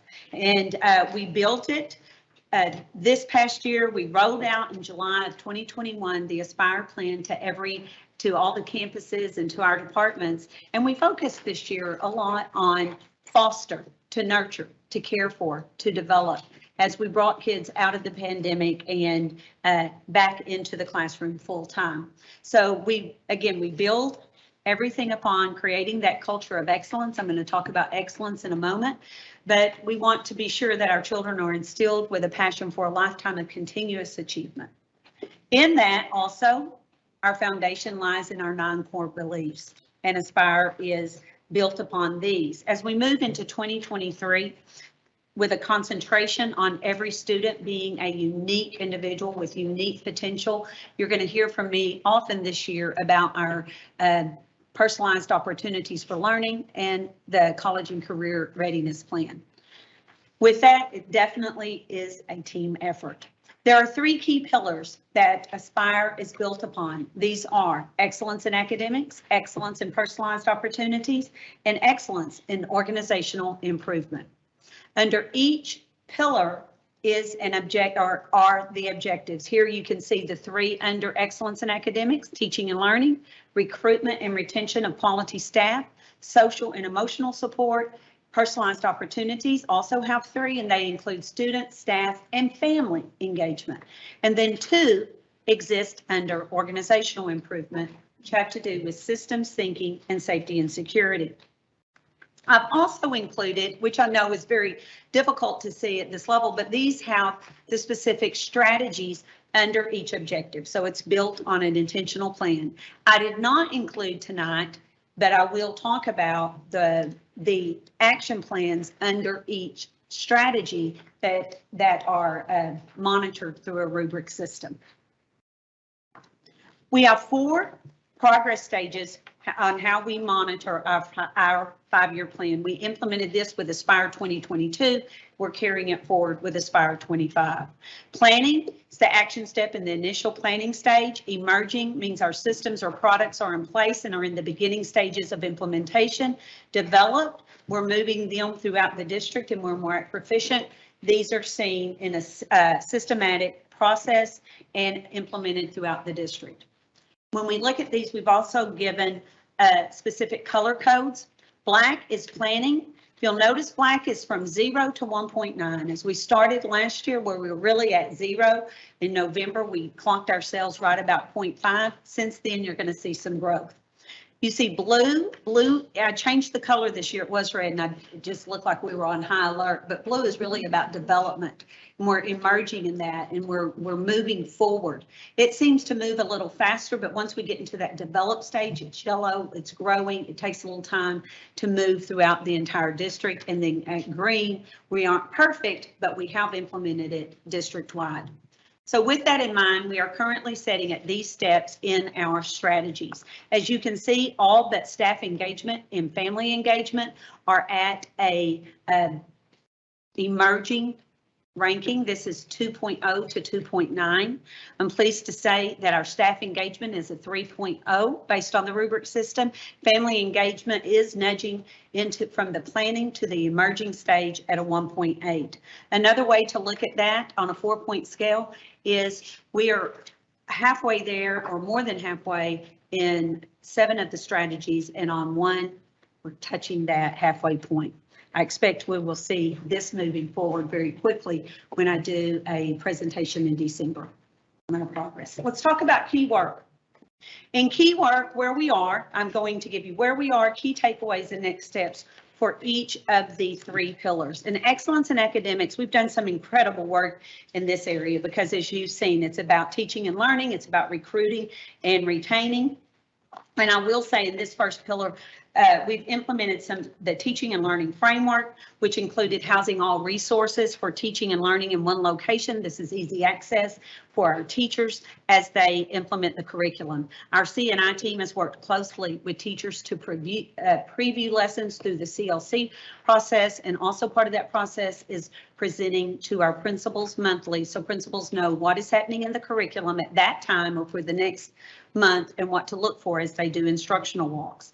This pillar also includes our aggressive approach to retention and recruitment. Our HR department has done an incredible job. You've witnessed this in our board meetings of what they're bringing forward, including our EMS to Teach, which we honored, I believe it was last month, as well as our $5,000 signing bonus to alumni who come and join us. I want to let you know we had 13 new teachers last year receive the $5,000 bonus. We are continuing to hire new graduates. As of May 17th, we had 6 new graduates, and I think that's increased.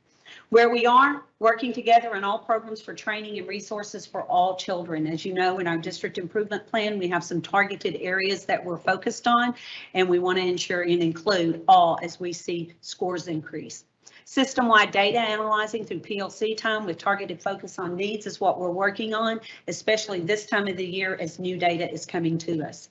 Training and implementation and parent engagement for SEL was critical in this past year, and we'll continue to chart and monitor these pieces. I think I shared just this past week a little bit of update in social emotional needs. They've grown tremendously in this past year. We hear it, but when you look at the data, it kind of makes your heart stop.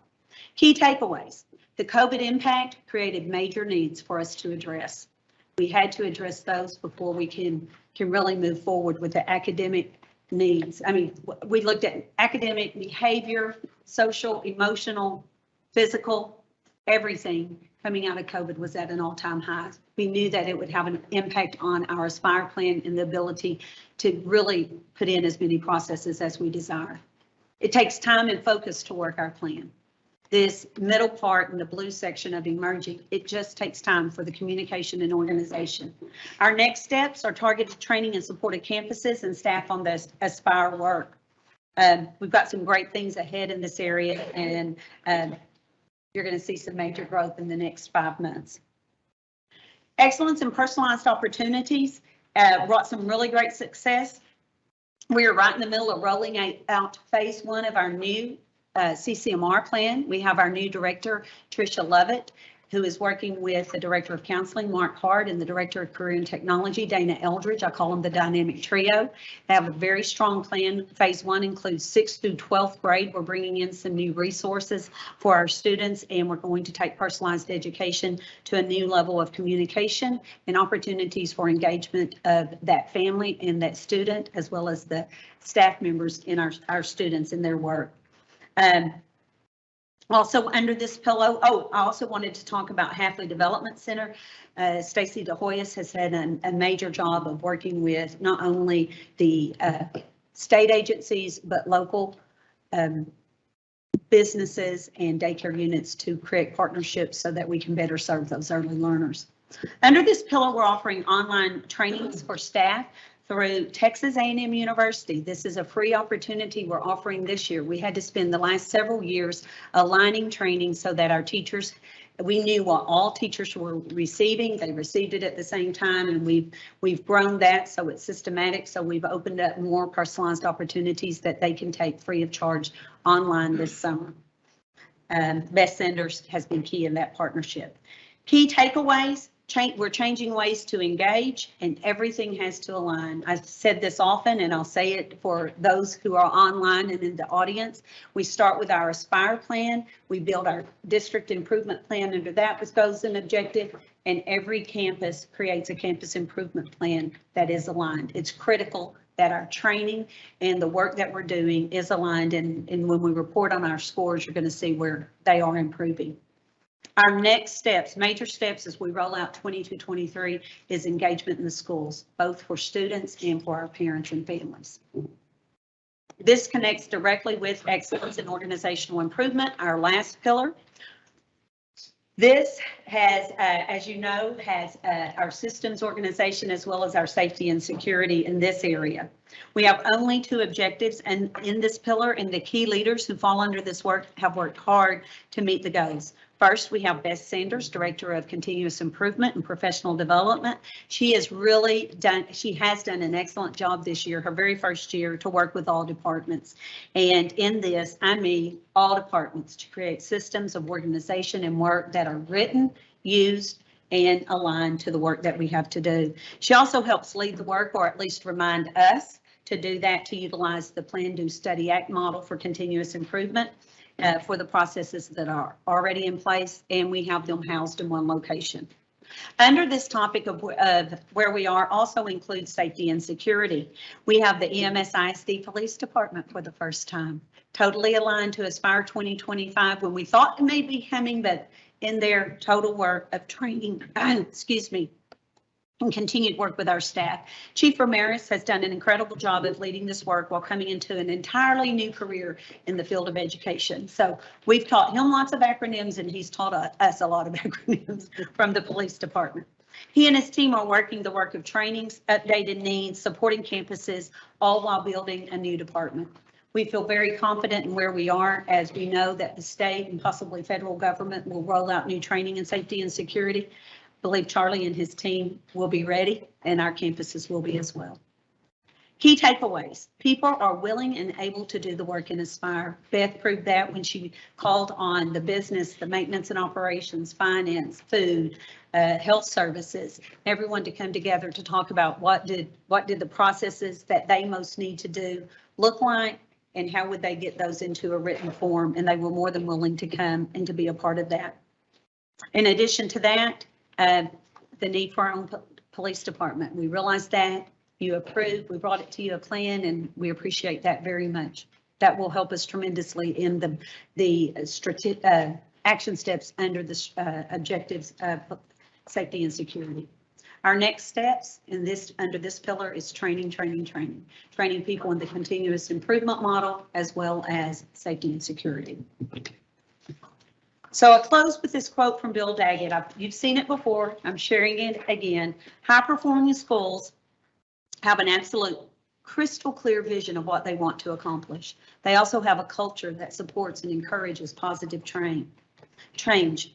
As we started with the mission earlier, and I talked about the past year's focus on the word foster, as in nurturing and developing. So we move into this next year, we won't forget that verb, but we also will be looking at the word excellence with a focus on excellence in academics, excellence in behavior, and excellence in engagement of our stakeholders, all part of our Aspire plan. Thank you, and do you have any questions? And you said A&M is providing that. Free online training for teachers, yes. Is that something they're doing statewide or? I believe it is. I think there are some districts, but it's just a partnership. I mean, they reached out to us and I contacted them and we developed a partnership with them for 1 year. They're serviced for free and they're all university developed courses that are, so teachers can choose whatever they would like to continue their learning with and earn their PD hours that they need to renew their certificates in the areas that they want to continue to grow. Also, it's leadership courses as well for our district leadership. The total, the teacher's choice, that what they're picking is a pretty robust list, it sounded like. Absolutely, I'm going to share that with you. I'd like to see this. We'll put it in this week's update. Okay. No. Isn't that exciting? Yeah, that is. I mean, it's really, really a good thing because there's no way we would be able to do all of the training that they're offering. So it's pretty exciting and they'll be able to network with other teachers from all over the state of Texas. Any other questions? Thank you. We're moving forward. We're hoping to get in some of that yellow next time I present to you. Thank you, Dr. Parker. All right, next is our finance report. Mr. Welch.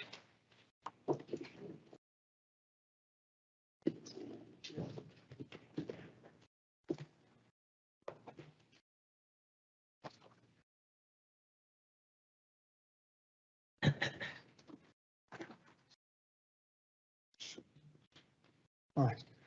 Tonight, first off, good evening, President Ring, Dr. Chadwell, trustees. Tonight, I do have a brief update as we continue to compile and prepare the proposed budget for the 2022 and 2023 school year. We'll be bringing that proposed multi-year budget model along with an updated use of ESSER funds plan to the July meeting.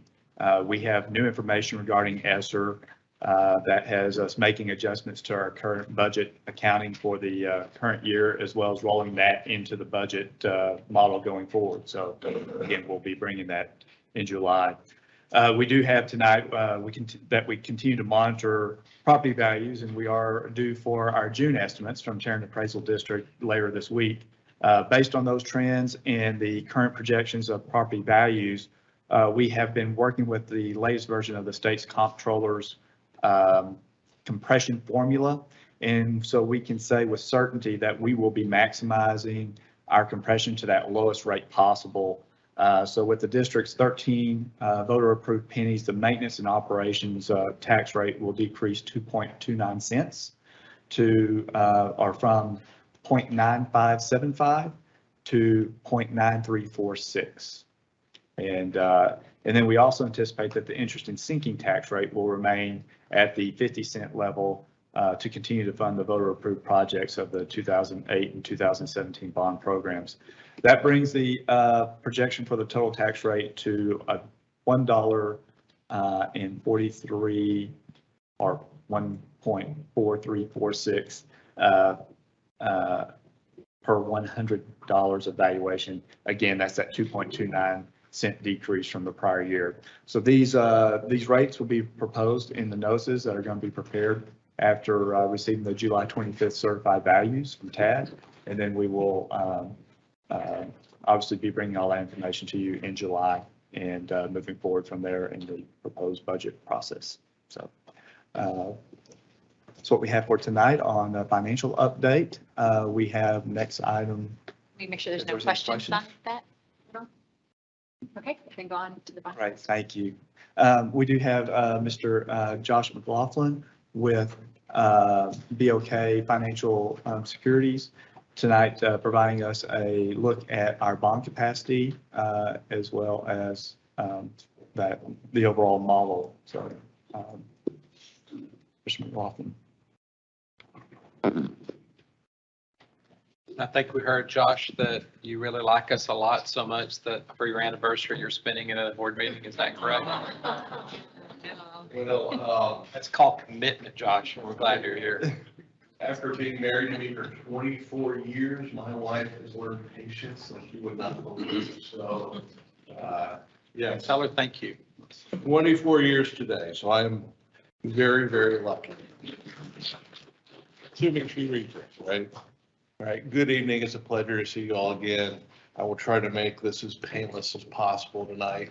But before we start talking about your bond capacity, where you stand from a debt portfolio, I always like to talk about how the district has managed its portfolio through refinancing its bonds at a lower interest rate, using variable rate bonds to take advantage of lowering borrowing costs. Since 2005, the district has saved taxpayers almost $133 million. Always an excellent job. So in terms of your variable rate debt, you have roughly 53 million outstanding right now. The current interest rate is a 1.47%. That does not get reset until 2025. If you look here, you've done 16 different refinancing programs, refinancing over 661 million of your debt, saving taxpayers almost $111 million.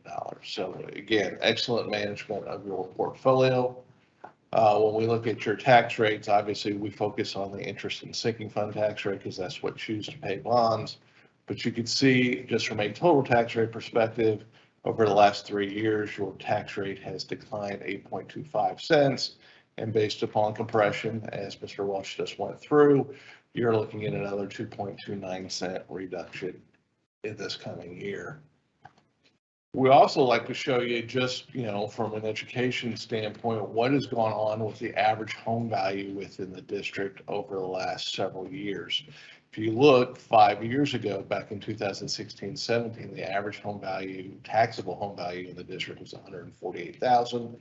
This past year was $219,000. Even with the recent adoption of this constitutional amendment to increase the homestead exemption from $25,000 to $40,000, projected next year, your average taxable home value is going to go up to $243,000. So again, property values are going higher within the district, which is generating more revenue and more bond capacity. When we look at your 2017 bond program, that was roughly $525 million. We have done 3 sales from that bond program for over $325 million. Those interest rates were a 389, a 299, and most recently a 218. Fortunately, I will tell you, can't sell the bonds for that low interest rate anymore, given the rising interest rate environment. The district currently has roughly $98 million of bonds remaining to be sold, and we anticipate the vast majority of that will be sold over the next couple of years. So when we talk about bond capacity, we always think about, well, what is bond capacity? It's basically the district's ability to sell additional bonds while servicing existing bonds and staying within the state mandated 50-cent test. So the way to read this graph is the red line essentially is a future projection of your INS tax revenues as your values grow. The dark blue represents your existing bonds as they are outstanding right now, which is basically $919 million. The remaining green section would be your bond capacity, where we could sell additional bonds and have debt service. So what impacts bond capacity? Interest rates. The lower the interest rate, the more bond capacity you have. It's also refinancing your debt and managing that portfolio. So as you can refund bonds at a lower interest rate, prepay bonds prior to final maturity, or in this case, if your values continue to grow at a very high clip, you will generate additional bond capacity. That didn't include interest though, right, in that graph? That was principal only? So no, that blue section is principal and interest. The 919. The 919 only represents principal, but the total shaded area is principal plus interest. That would be our projected bond payments at the current schedule. Yes, sir. So this looks at it on a principal and interest basis. So right now, your bond payments go out essentially 30 years. They are relatively stable and they decline over time, but right now you have bond payments of around $60 million a year. You're currently rated AA2 at Moody's and AA- at both Fitch and S&P. But reminder, every time we go sell bonds, it's with a permanent school fund guarantee, and you get the automatic AAA rating. In terms of your debt portfolio, only or less than 6% of your debt is in variable rate. Historically, rating agencies will allow up to 25%. So while you're a little on the low end, you're managing your portfolio prudently. When we look at the $919 million of debt you have outstanding, $752 million is callable prior to final maturity. And you can see those call dates in green, as well as the coupons on the callable maturities in the brown. Right now, based upon current interest rates, the district cannot refinance any portion of its debt at a lower rate and save money. So we have looked at that. That is not on the table for the district right now. We will continue to look at that in the future should market conditions change. When we look at interest rates, this is the bond buyer index. I've shown this to you before. It gives you a general indication of what municipal interest rates are doing. Currently, the index is a 316. This used to be a very good reflective model where you could go sell 30-year debt. I will tell you right now, you cannot sell 30-year debt for a 316. The number will start with a 4%.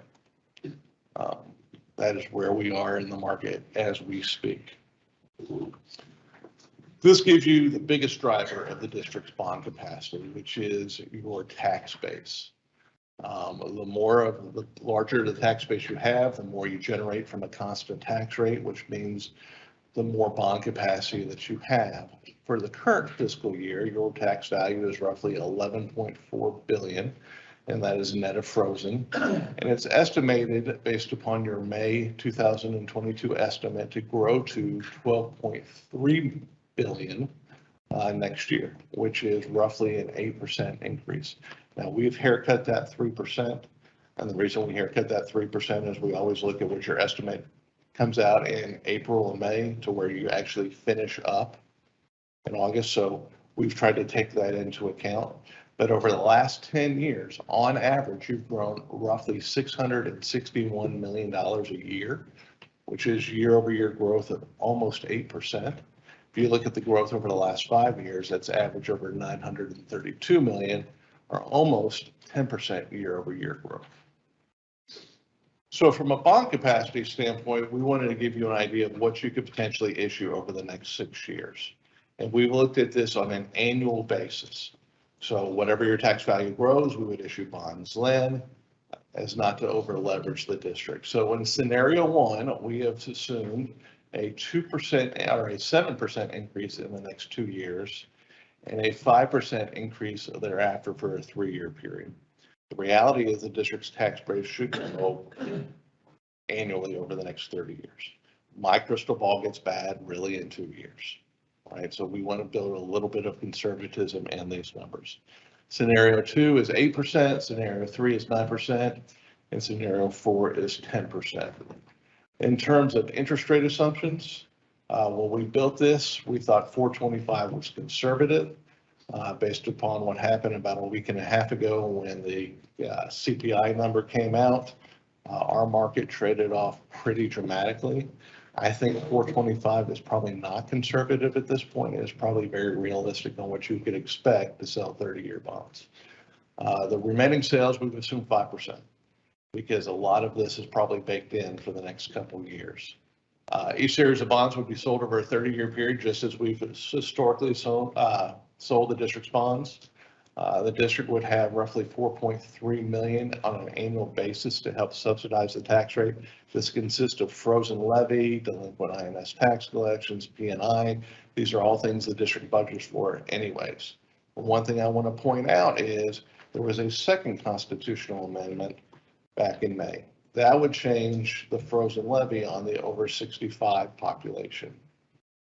Based upon the numbers that we have seen come out of various sources, when we increased the homestead exemption from 25 to 40,000, the impact on an average homeowner is something less than 10%. But for the over 65, we are seeing it range anywhere from 25 to 35%. This is a calculation that each individual appraisal district will have to go through account by account. So unfortunately, there's not a great model to figure that out. So we've gone ahead and taken a 25% haircut into account when we're looking at your bond capacity. Again, based upon your wealth per student, the district receives no money from the state for the repayment of bonds, and we've assumed a conservative tax collection rate of 98%. This will look at the various tax values over time. So if we look at scenario one, I'm gonna focus on that only. If we grow at 7% the next 2 years and then 5% thereafter, by the end of 2027-28, your tax value is going to be roughly 16.3 billion. That represents average growth of over 800 million over the next 5 years, which represents a year-over-year growth of 5.8%. Well, again, if we look at the last 10 years, while the dollar amount may be less, on a percentage basis, it's higher. Okay, so that just gives you a range on what values can do. All right, so I'm gonna focus on scenario one. Based upon current year growth, we would anticipate that you could sell an additional $82.3 million this coming August, based upon your values and staying at 50 cents. Next year, assuming 7% growth, you would be able to issue an additional 80 million, 86 million the following year. And then when we reduce the property value growth down to 5% for the remaining 3 years, you'll see bond capacity drops to 66, 70, and 74. So over the next 6 years, on what we would deem a conservative basis, the district will have roughly $460 million of bond capacity. If you flip all the way to scenario 4, that total number ranges to about $530 million of bond capacity. Again, the district's bond capacity is going to be driven almost exclusively to how its value grows each year over the next several years. So we had 100, what do we have left from the 17 bond, Rob? 198. 198, so it would take us 3 years just to be able to fund the projects that are going on, such as the high school and the. So really it's the next 48 months, because once you get your certified value, we would have the ability to sell bonds right away. So in this model, you would be able to wrap that up in August of 2024. So really the next, I'm sorry, I said 48 months, the next 24 months. 24 months, I think. I was trying to see if we had the funding to even complete the high school, maybe.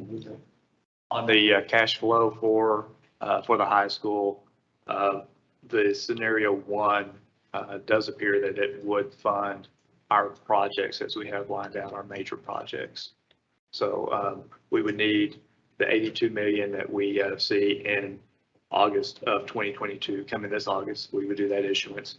And then we need about 75 to 80 million in the 23 bond sale at this point in our cash flow projection. So scenario one works.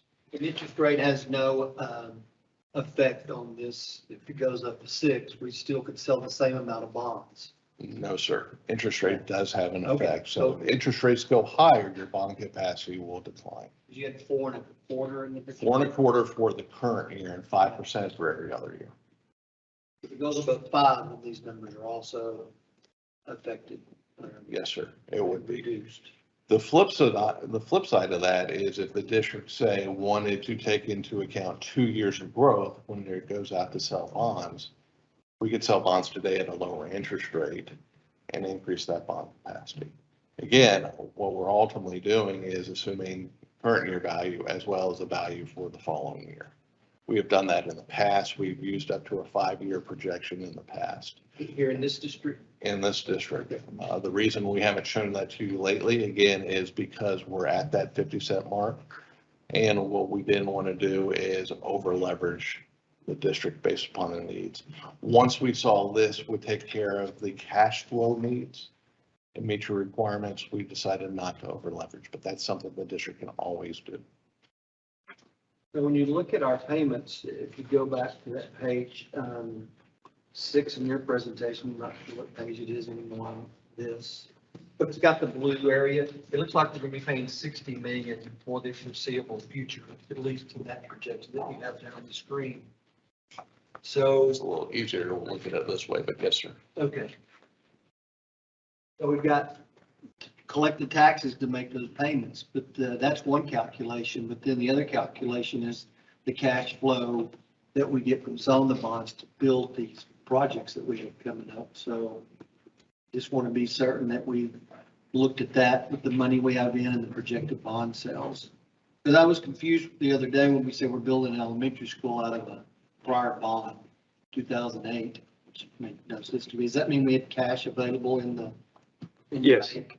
Yes, it Money does. sitting there? Yes. So right now we're sitting at about 220 million. Right. And that includes the last issuance we made from the 2008 authorization. We have that money sitting there for elementary 18. As well as, and then the balance of that is, would be the 2017 projects that we're currently funding.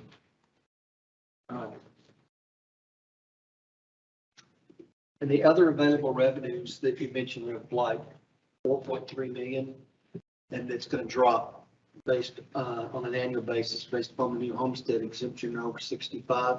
Where's that in the budget? Is that included in, I don't understand We why. put it into current year taxes I've never heard that from a budget term standpoint. before.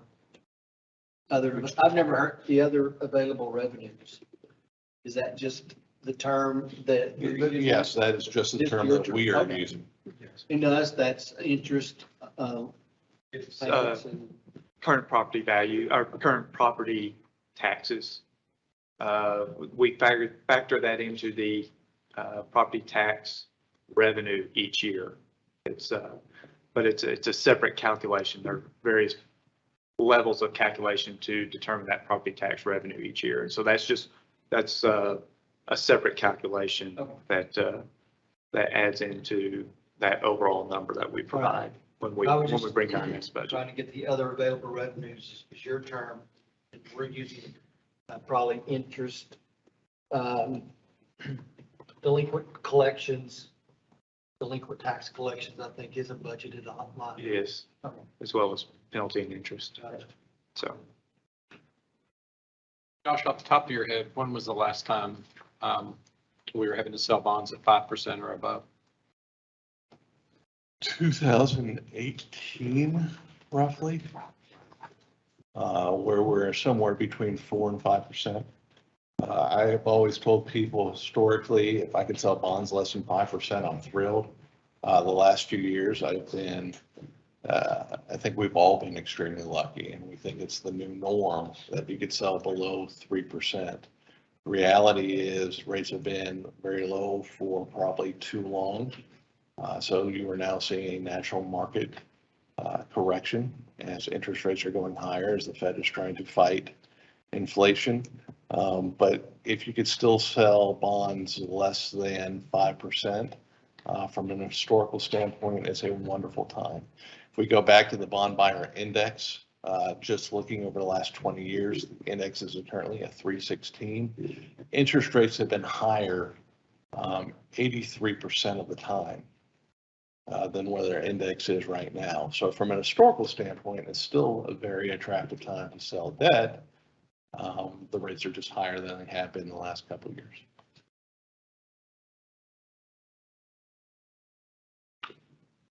But on your list there that we have with all of our bonds, page 9 of your presentation, I think it's page 87, there is a range in there going up to 5%, and nothing above that I saw. In terms of coupons, yes, sir. So, and you can see the coupons on the last few have been, dramatically lower.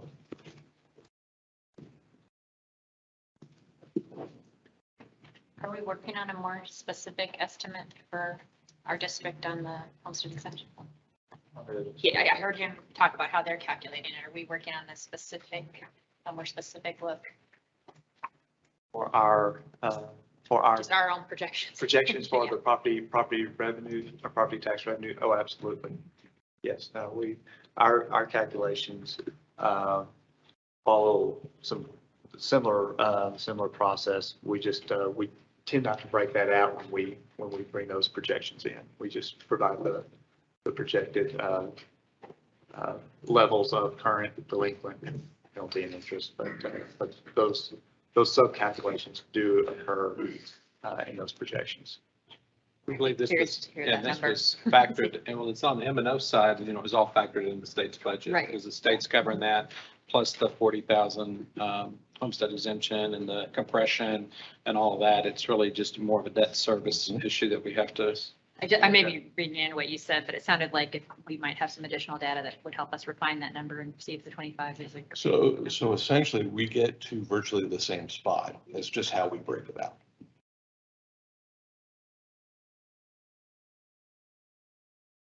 Question? Well, what our revenue from our INS 50 cents, when we get that number, if it is above 60 million payments, are we paying off bonds early as a scenario? Because we wouldn't be able to do anything else with the money. So typically, that is the revenue that we'll use to go issue new bonds with. So you are absolutely correct in that you have two options, essentially. You can either repay debt by deposit, adopting a redemption order to call in that debt prior to setting your tax rate, or you could sell your new debt from your existing authorization, which is going to be based upon that additional revenue that you're going to get based upon your certified values. So historically, that's the way the district has gone to sell new debt. And we'll probably fill that up with new bonds, it sounds like, the payment amount. Yes, that's, but our goal would be to maximize the issuance in the current market, because we anticipate that rates will continue to rise.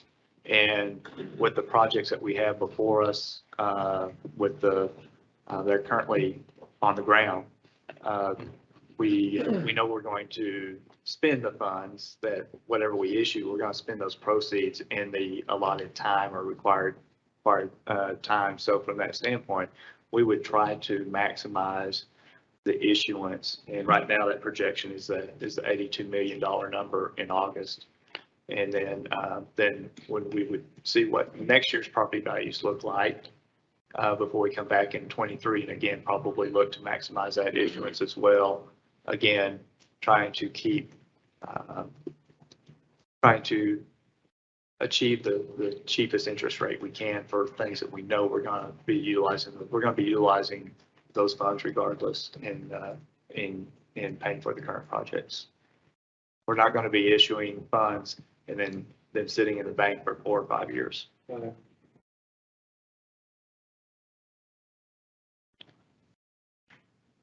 Well, it appears that's what happened with the 2008 bond money that we have.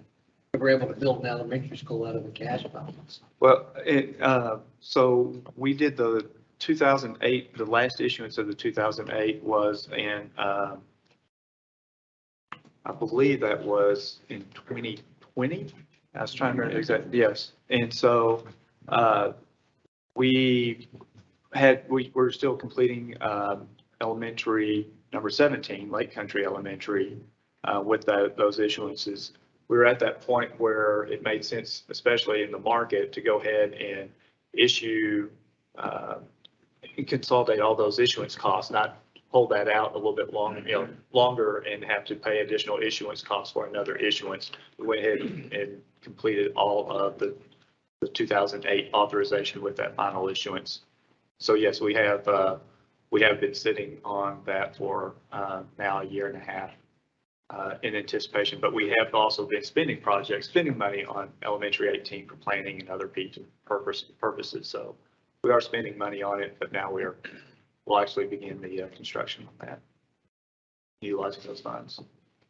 Is it too risky to just think that we're going to go to scenario 4 and do the $108 million? I mean, we've said, and again, I'm just asking the question, we said we've gone out as far as 5 years before in the past. Of course, I realize we're in a different world and a different market now, but to go out just actually 1 year more, thinking that we're going to get a 10% growth and get the 4.5% interest versus a possible 5% interest, would it not be better to do the 108 with the 82 to have $190 million versus the 100 and, versus the 162 million on the 7% rate? And I know the 7 on the was going to be in August of 23, but I'm just saying, what if we did that in August of 22? And then we have the 4.25 interest possible versus the 5. Sure. So from a pure interest rate standpoint, it is advantageous to move forward with combining the sales, if you will, because you know what interest rates are right now. And we all think, or at least our economists will tell you, they think interest rates are going to go higher in the future. The flip side to that is the district comfortable thinking that it will grow, in fact, 10% for the 2023-24 school year? Because if we plan on it and issue bonds and the district does not go above or does not hit that 10% threshold, there would be pressure on its INS tax rate to go above 50 cents. It'd actually be the 2022-23 school year, correct? No, it'd be the 23-24 school year. Well, if we're cashing these in 2022, the 82 million, the 108 million would be cashed in August of 23. 23, at the end of the 2022-23 school year, once we know your value for the 23-24 school year. But that is the 23 school year, at the end of the 23 school year, not 24. Yes, sir. But it's going to be based upon your value for the 24 school year. I thought that would be based on the value that comes out next May. No, it would be based upon the value that comes out next July. May or July, but I guess. But that again, you get the value, you get your certified estimate next April and they get certified next July, but that is for, in fact, the 23-24 school year. We would sell bonds before you close out your 22-23 school year, but it's going to be based upon the value. We have to set a tax rate to pay for the debt service. We'll be collecting that money in the 23-24 school year. I've got you. I think that's just a simple math calculation. Nothing we can elect whatever the values come in. It'll fit in somewhere in between one of these 4 scenarios. And yes, sir. It is what it is. Yes, sir. It's just a function of how comfortable you are with that projection. Right. So if the rates do go above, well, I know they passed a law a few years ago where you can't refi some debt. Will this debt be classified in a way that we can still refinance in the future at a lower rate? So typically when the district goes and sells bonds, especially fixed rate bonds, investors in the marketplace expect a call feature of anywhere from 8 to 10 years. We try to do a call feature as close as possible without incurring an interest rate premium. That way the district doesn't have to pay more money than it absolutely has to. What I would say is if we get to August of 2023, we want to look at the interest rate environment again. If interest rates have gone to 6%, now we're probably talking about expanding the district's variable rate portfolio and locking the interest rate below 6% for a period of time. So that's important that you provided that chart because we've obviously been trying, that's on page 8 of your, or 86 of the packet. I'm glad you put that in there because it does show that we've been very careful in not using variable rate bonds too excessively, that we still have capacity in the portfolio if we chose that as a measure as well. Yes, sir. What's the current variable rate? Is it still around 1 or is it? No, unfortunately, that has come up to is the Federal Reserve that increased the Fed funds rate. So for a 1-year piece of paper, it's around 2.15. For a 3-year at this point, it is hovering close to 3%. However, if you listen to the Federal Reserve, as they go up higher, or most economists think we have a potential for a hard landing, which means a potential recession, which means interest rates may eventually come back down. right? So we just want to position ourselves the best we can, knowing what kind of economic information is out there.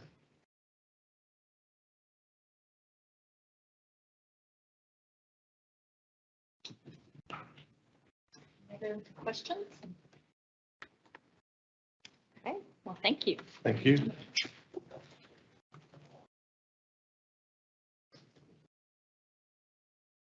Moving on to operations reports. Ms. Welch, starting with the construction update.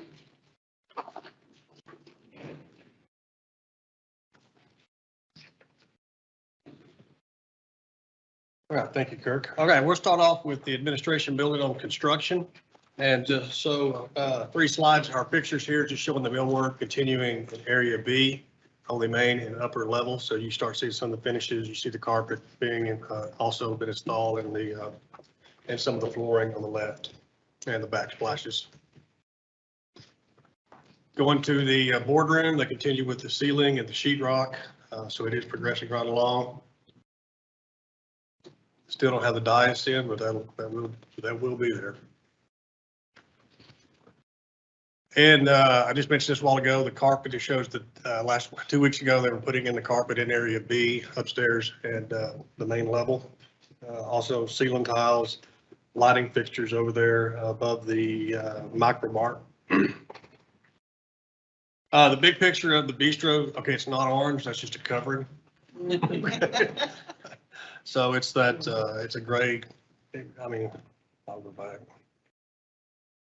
The millwork that's on the left with the sink, the little gray with the sketch in it, that's what actually the orange, you pull the cover off. So that's coming along. And then in area C, it's on the doors, that's the punch items. So you've got all the way from the boardroom to one end to the other end, it's punch items. So it will keep progressing through the middle into the boardroom. And we're still looking at an August 1 substantial completion. So we kind of got a 2-stage move planned. The area which has the punch items, hopefully we'll start moving in August 1st, as long as we get our permit. And then area B, which is the majority of the rest of the folks, will come in after school starts. So let them start school, then we'll move. And then when all the audio visual comes in and boardroom's ready, we'll have our board meeting there. Any questions on this project? Eagle Mountain High School, a lot of piers, a lot of grade beams, a lot of earthwork. And it's just the whole site is under construction. The machine on the left crunches up all our rock on site, so we're going to be able to use some of that as for our road base. That's been approved. That's a one-of-a-kind machine that comes. There's like 4 of them a year that come into the United States. So it's repurposing the limestone base that we have out there, the rock, crushing it up. Of course, the one that was tall deal, that's the piers and the main academic wing. So that picture is facing toward the road. And the one on the bottom is the stadium where they're starting to work on the building pad and the main floor of the stadium. Third project's currently Chisholm Trail in Saginaw. So we're obviously it's very hot outside, so it's typical of this year, especially if you're doing tracks, tennis courts, things like that. You do them later in the evenings. So the workers will come out and we'll have the stadium lights on. So when there's cooler temperatures, they can do their work. Elementary 18, contractor's still working to get our grading permit. We have an August 1st, 2023 substantial completion. So it'll be one right there at the beginning of August. We will move all the teachers in and staff. In the fall, we typically will do the attendance zones for that area. One thing that we have to address and we're looking at is Wayside Middle School. Since we were not able to have a projected start on Wayside, we've got problems with the tennis and the track. They will not make it to whenever in the future if there is a new Wayside.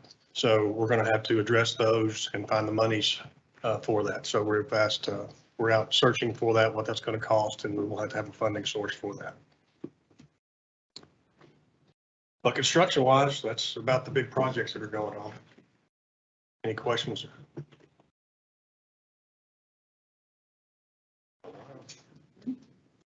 Okay.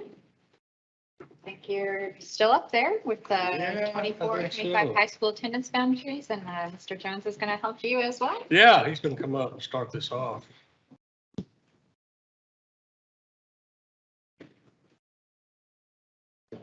Yes, sir. Good evening. So Mr. Welch and I will be discussing the proposed 2024-25 high school attendance boundaries and grade configurations this evening. This is a list of the items that we'll be covering tonight. So what brings about the reason for or the need to rezone or to change the attendance zone? So this is just kind of a high points list of some of the things that are considered that drive the need to rezone. So the district has been a fast growth district for 20 plus years. We grew approximately about 1,200 students this year, and our enrollment is approaching 22,500 students. So we currently have 32 actively building subdivisions in the district, and we have 16 that are in the planning stages. And from those active subdivisions, we currently have approximately 2,300 lots that are actually underway. So if you drive around at all, you see obviously all of the construction in the building that's going on.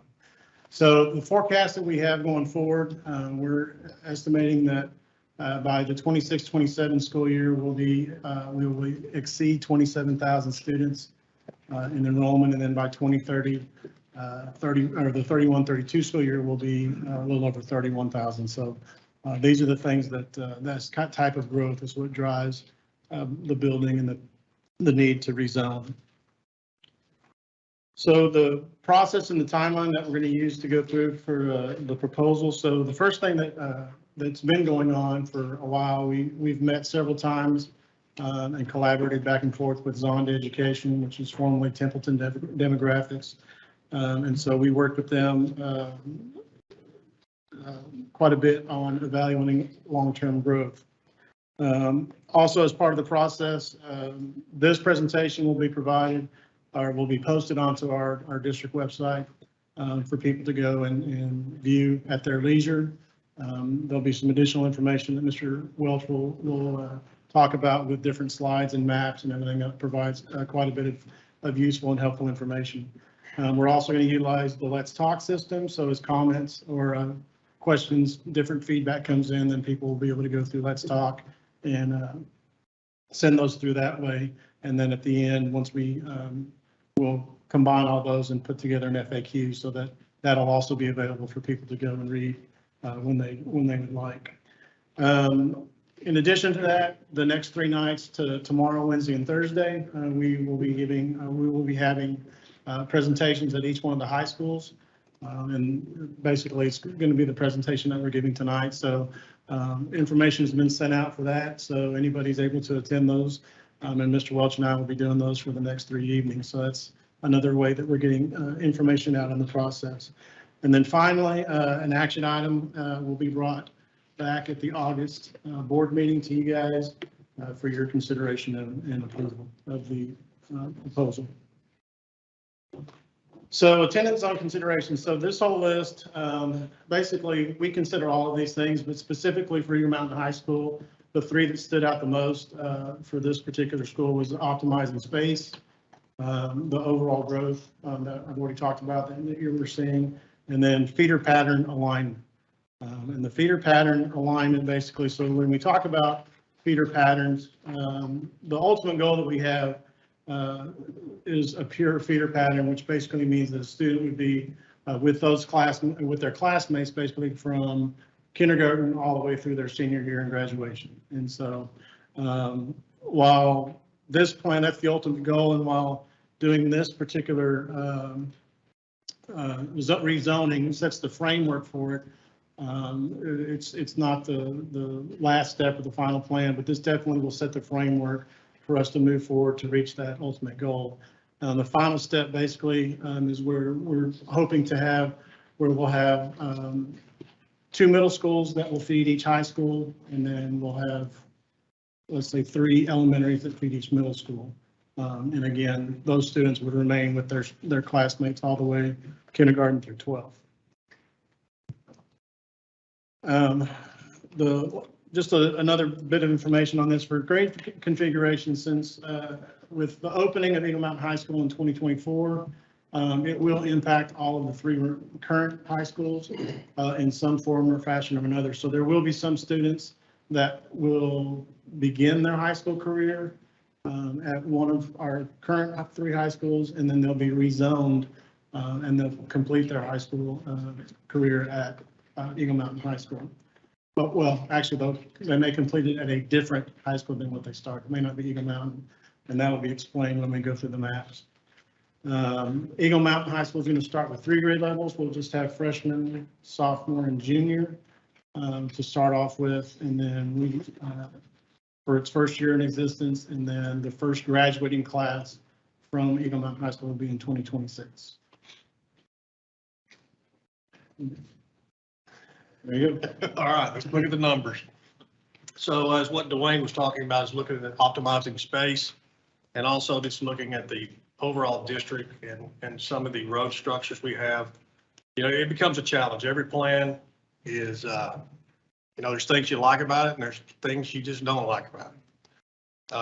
But you have to blend that, and at the end, what we tried to do is maximize our ability to go out as far as we could before we have to do something else, either make an adjustment or add additional space of some sort to those existing schools. So when you look at the top one up there, I would say look at the number at the bottom where it says 9,293 high school students. So in 10 years, if each high school hosts 2,500 kids, in 10 years, we're going to be at the limit. And some are going to be over that limit. I mean, that's just naturally what you're going to see here. The bottom one, when you look at Saginaw, and you go, it's 2508. Well, how did that happen?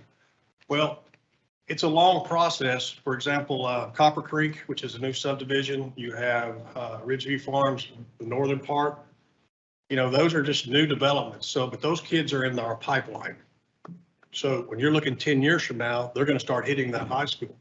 But if you look at Boswell, you look at some of Chisholm Trail, or Bailey Park at Boswell, and any of that's those 2 developments off W.J. Bose, those homes aren't built yet. So when you look at, say, Boswell's number at, say, 2325, well, you got to look, it's a little bit further out, 12 to 14 years, those kids are going to start hitting. So it's all, nothing moves the same. Each housing division is, some are newer, some are medium growth, and some are just older, and then some are regenerating. So it's not a perfect science, but we've been pretty fortunate with Bob and Templeton Demographics. We used them when we opened up Saginaw High School, and we used them when we opened up Chisholm Trail, and we were very fortunate. We didn't have to modify any of those until we built a new school. So that's what we're trying to do here. Does any of the projections take in any type of development west of Robertson Road, the big, from there to the YMCA? No. We're considering that not to be developed at all. That's correct. Yes, that would, at that point, when that develops, either we're going to have to look at expanding the current high schools to our building the field, or building another one. And that's just really what that would come down to. On the proposed plan in 2024-25, you can see what the opening estimated enrollments would be at those locations. So Eagle Mountain High School is starting out with a good number, and basically it grows about 100 students a year. And, Bob always gives us a 10-year forecast. So each year, next year it'll be, these numbers will grow on the right side. I think you'll see Boswell go up, Chisholm Trail, Eagle Mountain will continue to climb, and then we'll just see when Saginaw plateaus in that. Because you can see at Saginaw, it goes, 2028, it's at 2234, then all of a sudden it jumps up real quick. So those are those kids hitting that high school. And they'll slowly phase out, and they'll kind of either level out for a while, then recede. So that's the numbers. Now let's look at the map. Why wouldn't Watson grow along with? That's typically how many students it keeps. If they come in and they graduate and new ones come in, they may graduate 300 kids, but at one time there's probably over 100 kids there. Or maybe 90 and 110, but it kind of fluctuates. So that's kind of what we've always estimated. But Mr. Bose, to your point, it could. I mean, it could grow. That's no doubt about it. I mean, 108 is what we have now, but if it grew by the amount of population percentage that we see growing, you know, it may go to 150 or something like that, but they're not there all at one time. That's one of the factors that we have a little bit of control over when we have people enter and then they exit early. That opens up a space when we bring another kid in. But that's something that we can certainly look at and estimate what that number will be, because that'll be a question as we talk about any increase in size of Watson in the future. There's room to expand there, right? There is. But it would take a physical expansion. You can fully utilize the facility. Well, there's still space in there to cover more than 100 students. There is, okay. So we could take more students currently. And then you also have Hollenstein, which impacts our other comprehensive high schools. So even though those kids are in these 4 high schools, they're not always there at once. So that does help. That's another thing that helps. So Watson, aren't they counted in their home attendance zone anyway? I mean, that may be I think they do. number, but Only for ADC, only for the DAP is counted for the home. The other, they're actually a separate campus number, and so they move. Now, when you're talking about UIL, they all count for UIL, but in this projection, they're not. this projection, Pulling out 100. they're pulled out, correct? Yeah.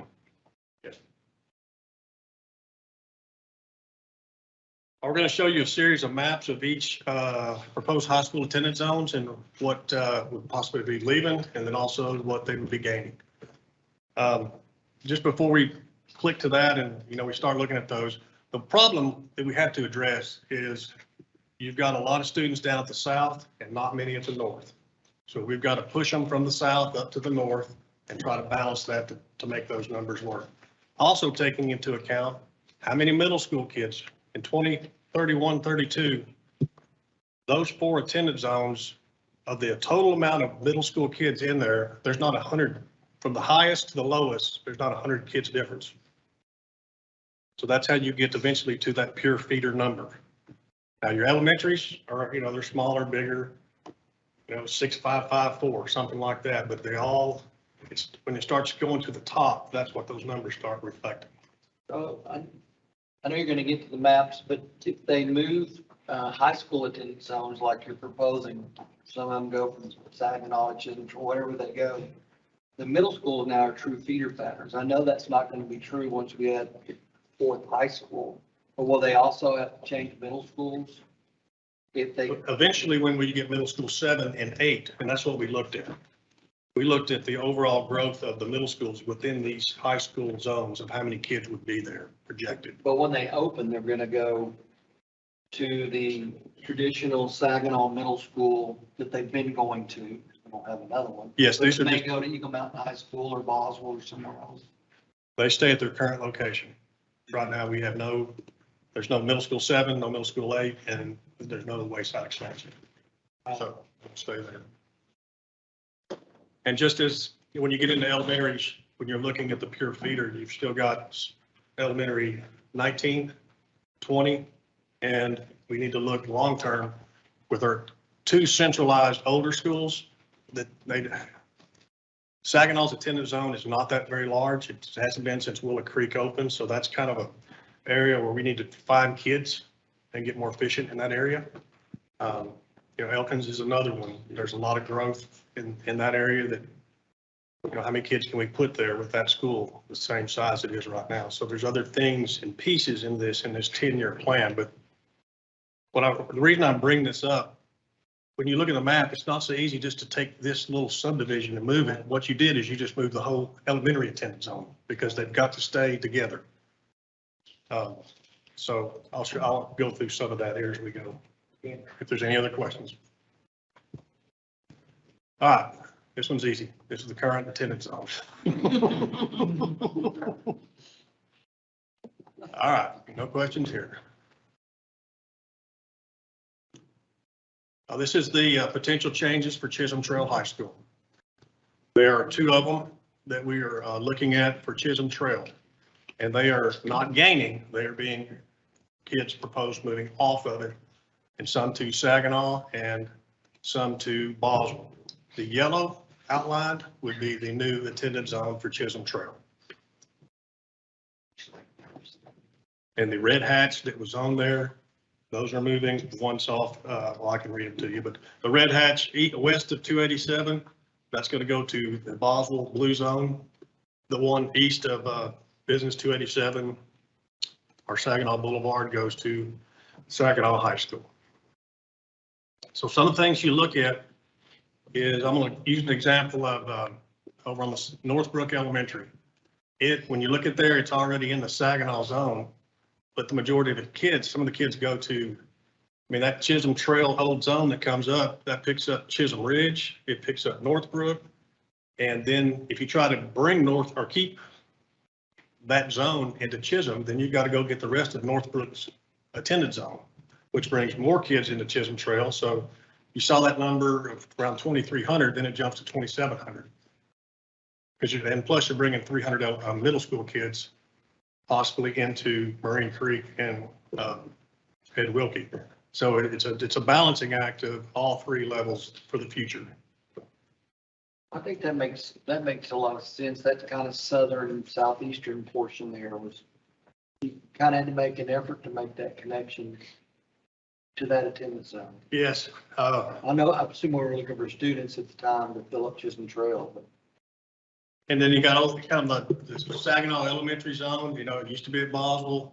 It went to Saginaw, then it went to Chisholm. Now it's proposed going back to Boswell. So, you know, that's one thing I don't like about it. You know, each move, it's had to move that group. And so that's the parts of things you look at and go, I don't like that, but there's a, and also if you look at the pink where Watson High School is located, that we're proposing splitting that neighbor off that road. It's Parkview Hills Lane, some to the north and some to the south. Right now, they all go to Chisholm together, but you have to try to find a boundary in there. There are a lot of students up there above on the north side of Parkview Hills Lane. So, and then what future elementary would they go to? So again, we're trying to find kids for the Saginaw, Bullet Creek area. So even though it helps us on the high school side, it also helps on that side also. So it's. For those kids down there that go to Chisholm Trail in that bottom southeast corner, are they now going to maybe Wilkie or? They go to Murray Creek. Murray, oh, they go to Murray. And they'll still continue to go there until middle school 7. So. The symbols for the moving to Saginaw High School and moving to Boswell High School appear to be very similar. Is that true with the red lines? I was struggling when I was reading it. Yeah, red is we're moving. You're going to see some red and yellow in a minute where we're moving and gaining. So there's not a distinction, you just, in the graphic, you just have to The yellow judge line from would be where the the line is. Maybe you could just run your finger or. I mean, I guess that's one. This red section's going up to Boswell, this red section's going to make side. Why not use a different symbol that it's the two We different things? we will. Okay. All right. But since this isn't gaining, Yeah. we used red and yellow. Okay, the potential changes for Saginaw High School. So a slide a while ago, we showed what was leaving Chisholm Trail. The yellow shows that we're putting, the yellow outline would be the new proposed Saginaw zone, which picks up the part we just talked about. So in this representation, we're showing the yellow is being added to the zone. And the northern part that is in red hatched is going out of the zone.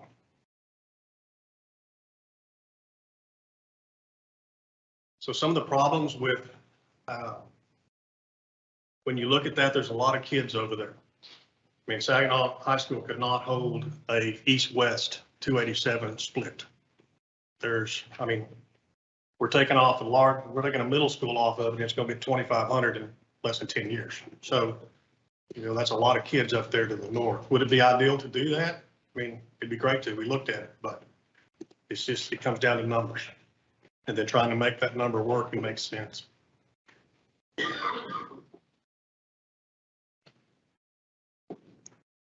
So this would have 2 middle school in Edby Highland and the one that's south of Saginaw High School currently.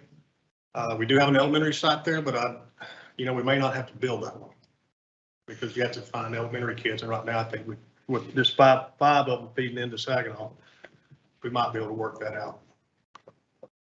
The middle school zone will be a little bit trickier because right now with Prairie Vista, we don't have with Highland, we don't have a north-south divider. We divide it down kind of the center.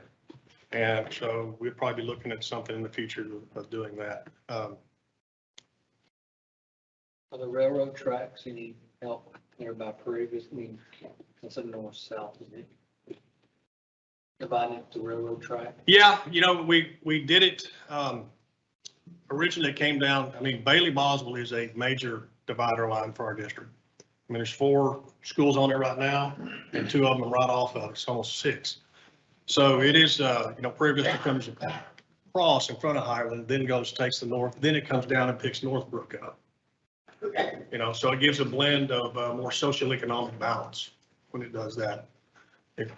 When our 2 lower social economic, you got Northbrook and Gillen, you put those in one middle school, and you're gonna, not that we can't, but it's a little bit different balance. If you're talking, we're looking at that. Yeah, we didn't, the railroad, east of Comanche Springs and Prairie Vista, we have the bridge that helps that out. It's still going to be tough to get over there. There's a lot of traffic. You got to go up to Bond's Ranch until Heritage Trace gets built. It's going to be a challenge. So are we moving any of old Saginaw from Saginaw High School to Boswell High School? Like the original, they're still staying wherever they are. Yeah, they're staying. We looked at trying to move some over that way, and it's still, the best balance plan is the numbers we showed. That's the best ones we could find with the feeder pattern. Anytime we started moving something, it moves 200 kids. And then you get the unbalance of it.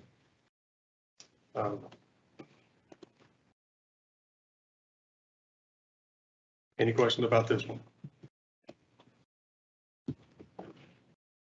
This is the proposed changes for Boswell High School. The solid yellow line is what we're looking at for the proposed attendance zone line. This one has yellow and red. Yellow down the bottom far right off 287. We proposed taking that off Chisholm Trail earlier and moving that north. Then we have the red hatch, and that line predominantly follows Bailey-Boswell Road. And then it hits 1220, and then and it goes north. And we're proposing those students would go to Chisholm Trail High School. Did I say Chisholm Trail? Eagle Mountain High School. I messed up my colors. Yeah.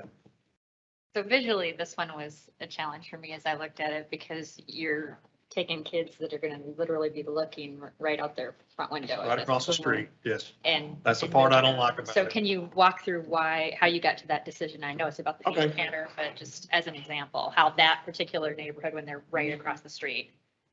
It comes down to, we tried several times to bring that down into Boswell, and it has roughly almost 150 to 200 high school kids. So you immediately push Boswell when you go back and look at that, where they were 23, and we know they're going to grow when those other additions come on. It's going to throw it over. So to try to compensate for that, well, then let's go take off the old Saginaw part that's yellow hatched. So let's push it back to Chisholm Trail, well, then that pops it to 27. So it's just trying to, you've got a large amount down south and you're trying to move them north. And, the new high school, when we get to it, it's going to be around 1,300 students when it opens. But yeah, I would agree completely. We tried to see if we could make that work. As far as the feeder pattern, it was a challenge. And just the pure number of kids that would be at Boswell. Only other thing you can do is cut out Lake Country, right? Either one of them would be the same amount of issue. kids. Yes. They're roughly, one's like 180 high school kids, one's 200. It's the same issue.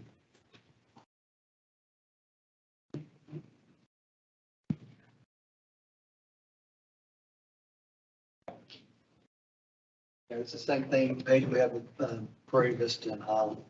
They live right across from Highland, but they got great. And that's hard to. Elementary 18 on here. parents to That's not understand. on. It's been walking. Future developments. Yeah, we don't, I don't think it's on this Just not map. on here. Okay, make sure I'm not messed up on where it is. Okay.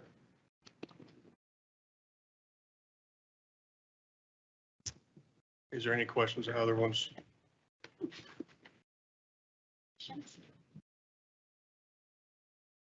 And then Eagle Mountain High School would be the yellow solid line with the yellow hatch. That's what they would be gaining.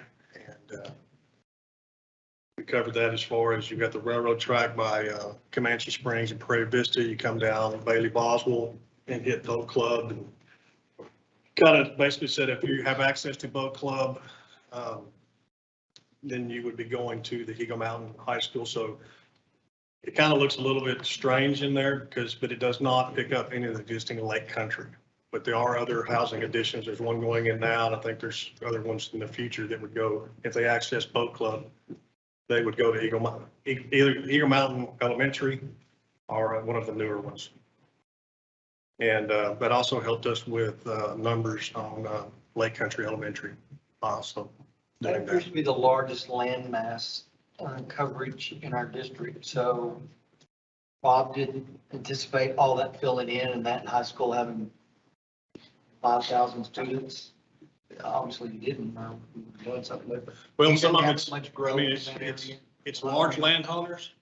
You've got the National Guard that's up in the far right quadrant. You've got the Copeland Ministries. You know, those are all game changer type situations. Right. If those ever did that.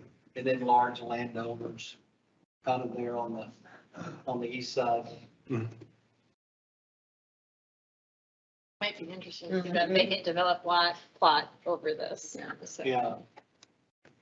You know, this gets us out, like I said, it's 10 years, maybe 15. Then there are probably going to have to be considerations of either an additional high school or adding on classrooms to our existing ones. I mean, because there's going to be a lot of kids over 2,500 at that point. Classrooms are fun, but you gotta have your cafeteria and your other core things, common areas to handle that hallway, so that's a 10, never mind.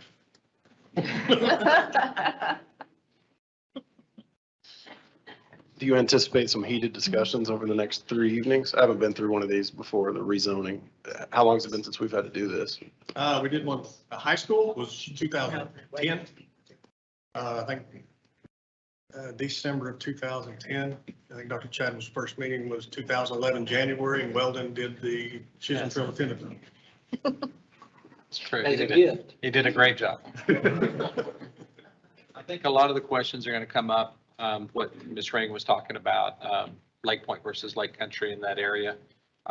That's the two neighborhoods there, and that's a challenge, of course, like they mentioned, across from Highland, but also you have across from Eagle Mountain High School will be Northwest ISD.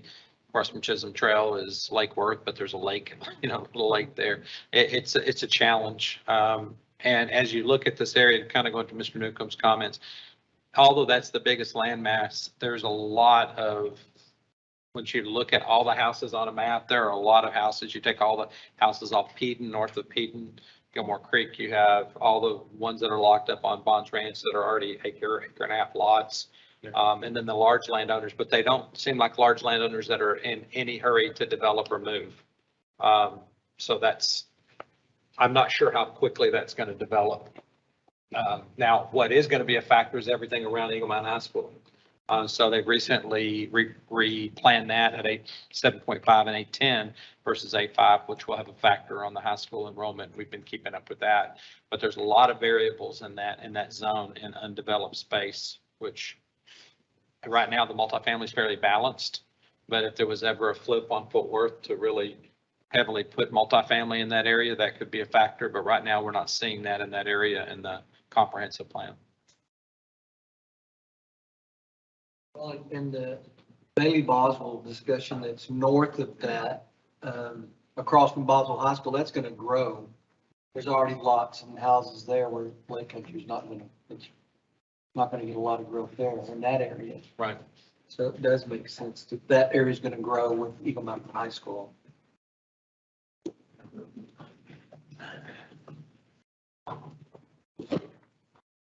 They don't pre-register for the meetings, right? We just advertise them, Megan, and they show up.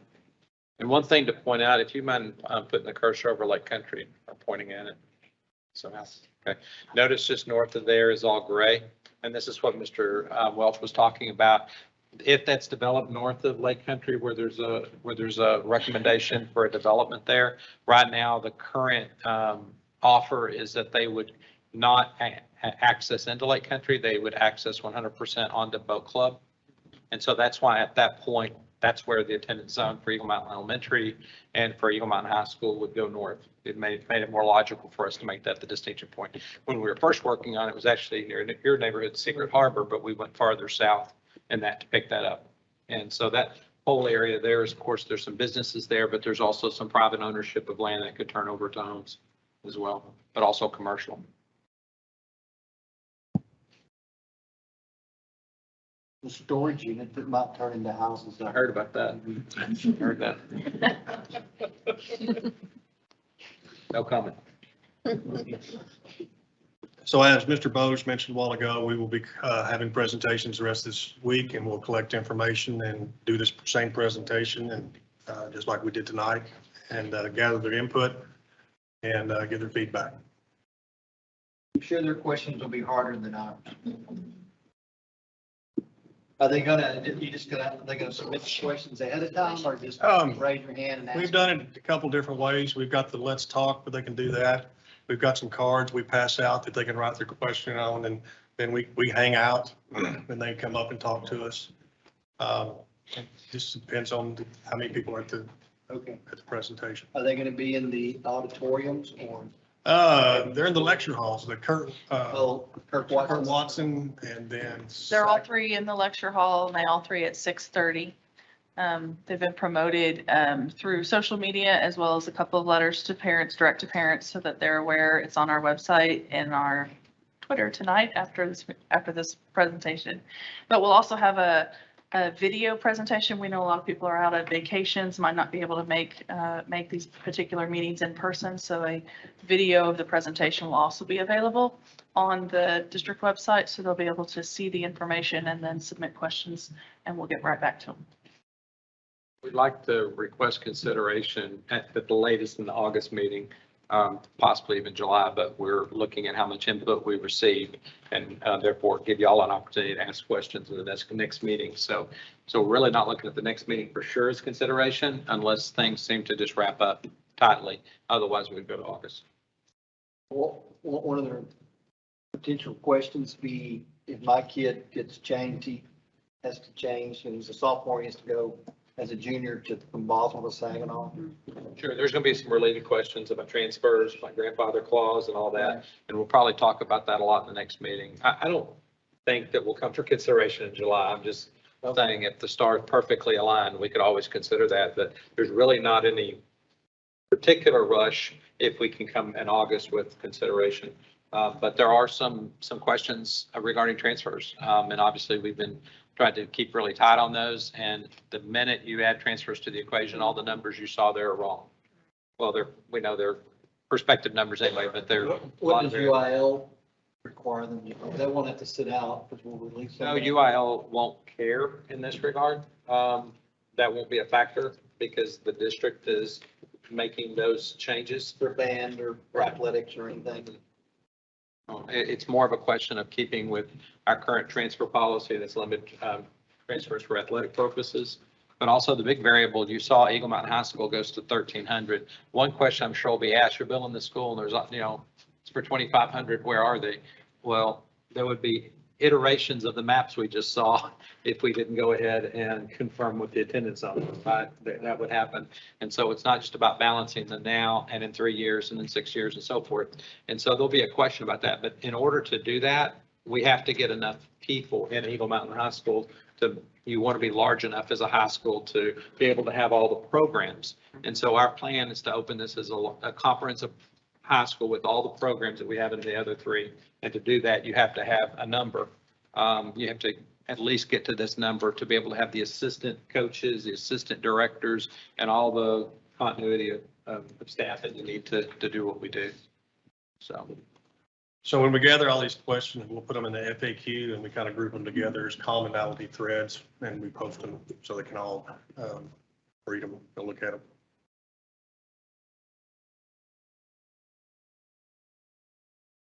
Questions? Good luck. Thank you, Mr. Thank you. We have 2 more reports, board, but do we need a quick break? Let's go back and do those last 2. Okay. Let's take a 5-minute break. We'll resume at 9:10. Are you?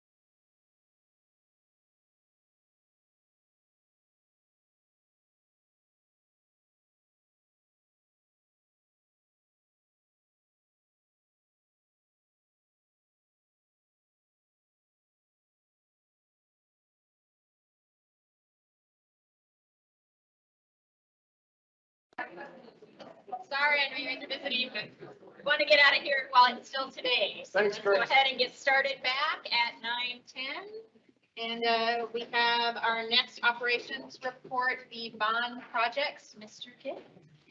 Good evening, President Ring, Dr. Chadwell, members of the board. We were asked to present to you the projects that were remaining in the 2017 bond. And so, and then an evaluation of the cost to finish those projects. So what we provided for you were 67 projects that need to be completed out of the 2017 bond, and 1 project that we will be unable to complete, which is Wayside Middle School. Of these 67 projects, 17 of them involve mechanical system replacement, rooftop replacement, and it also involves the agricultural science building upgrades as well as Saginaw High School athletic upgrades. Those 17 projects amount to 93.5% of the remaining value of these budgeted items. The other items that are sprinkled out through there, the other remaining 50 of them, they are between, exterior upgrades, landscaping, sidewalks, fencing, building lettering, things of that grade. So with this list we compiled for you, we have the total approved dollar value in the 2017 bond. We also have the 2022 estimated cost to complete these projects if they could be completed this year. And then it's also the 2023 estimated cost, the 2024 estimated cost, which you can see with escalation and inflation, dramatically increases over the next 3 years. So did the approved budget and the estimated costs, I don't think there's a single one that's below, they're either over or exactly the same. There is actually 1 or 2 that's, that like the agricultural science building upgrades, we can accomplish that, to be able to make sure that we're good stewards of the dollars that are allocated and achieve the life safety benefits that we need for that facility and stay under that budget. There are also a few other items that are in there. Maybe it's, some of the fencing work. I mean, they're small, those are more smaller items, but there are a few in there.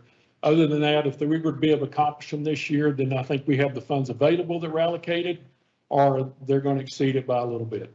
But then many of these we can't complete Obviously the roofs we can't complete this year. The mechanical systems we won't be able to complete this year. The agri-science building, I think that we can move on that to get that completed this year with the life safety upgrades that we would like to achieve. We would need to also get proposals in place for the mechanical and the rooftop work by this fall to be able to secure pricing for next summer and have materials on site.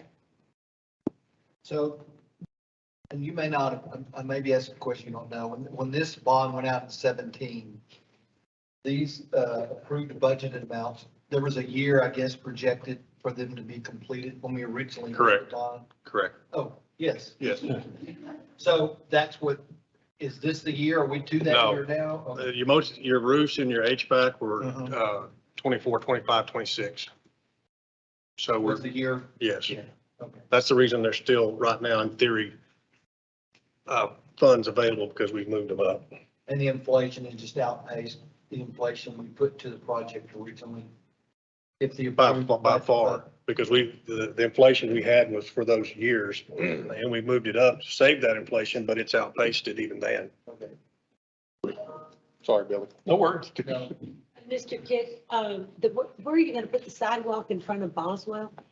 Well, the sidewalk, right now, there's been several discussions about Boswell. The one sidewalk that we're looking at that we could currently do right now is the one that's going to run on the southwest part of the property at Wagman Roberts to join in those people, those students that would be walking from the southwest part of that campus. We discussed something from the northwest part, but now there's also discussions about the city improving road, the Bailey Boswell Road there. And we don't want to do anything that they're going to tear out in a few years. And then we also have the other side, which would be the northwest side that would connect that development that's coming in. But we need to wait for that developer to put his sidewalk in so we know how to connect to that. So right now, the only one that would probably be sitting out there that we could work on this summer is the one on the southwest side coming up from south to north on Wagman Roberts. Bowman Roberts, excuse me. And then we'll contract that out. Our guys won't do that. That is correct. Okay. And then one more question. So under all of our school names, we're going to put lettering Eagle Mountain Saginaw ISD. That is correct. I like it. And that will coordinate with the original architectural lettering that's on those buildings. So we don't have it on any buildings yet as of yet. Just the newer ones, the Dozier, Copper Creek, Lake Country. Marine Creek and Hatch. Okay. But all the lettering's different font, so it's not the easiest project in the world. No, we're not going to change the others. No. Okay, good. We're matched existing font. Okay. How short are we on Wayside? Excuse me. How short are we on Wayside? As far as funding, well, when you take into account the high school and the other projects that are escalating, I think, once we gather all the dollars and settle it out, I think we're going to be somewhere in the neighborhood of 50, 60 million short. Now, why to mark that up? I'm just looking. And so therefore you've got that last slide is the cost for wayside replacement when we are able to go to construction. So if we were able to go in the fall of 26, you're looking at $118 million. If it's the following fall, you're looking at $125 million.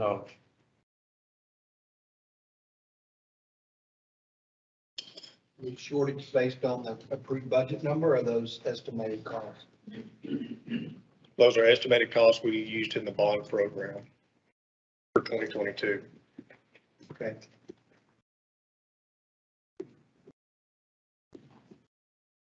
And Saginaw Athletics will have a compounding issue too. I mean, it's a larger project. So Is that the largest one on the list? That's the largest single project, yes.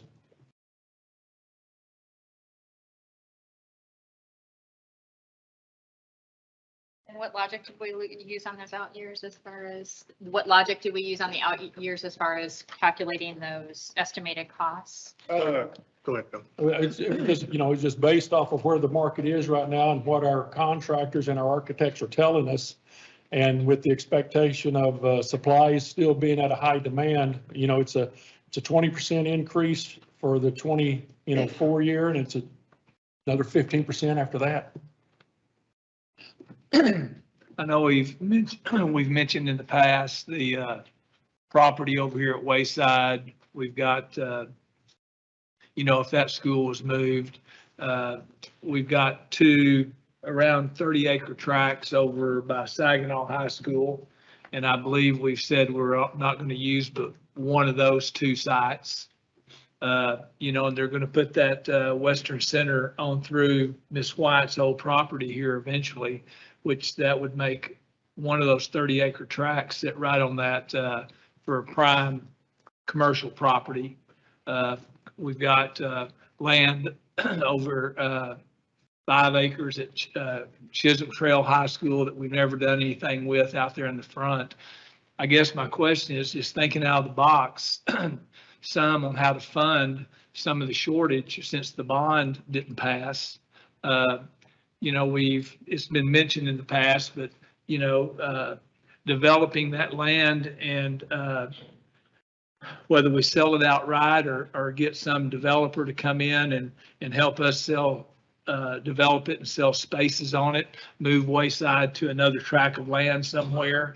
You know, my question is, if we're thinking of other ways to try to get stuff accomplished, how much money could feasibly be raised over a 30-year period with those sections of property if we did something like that with it? I know y'all don't have the answer sitting right now, but I'd like to see us look at that just to see what the dollar figure would be. I know we don't want to be in the developing developer real estate type situation, but if our bonds aren't going to pass and we've got to be able to figure out a way to get the construction done, and we're $60 million short on being able to do Wayside, you know, is that not something that a way we could raise the extra amount of money, for example, to move Wayside to another piece of property and be able to pay it off in 30 years by using that existing property that we have to get it developed in some form or fashion?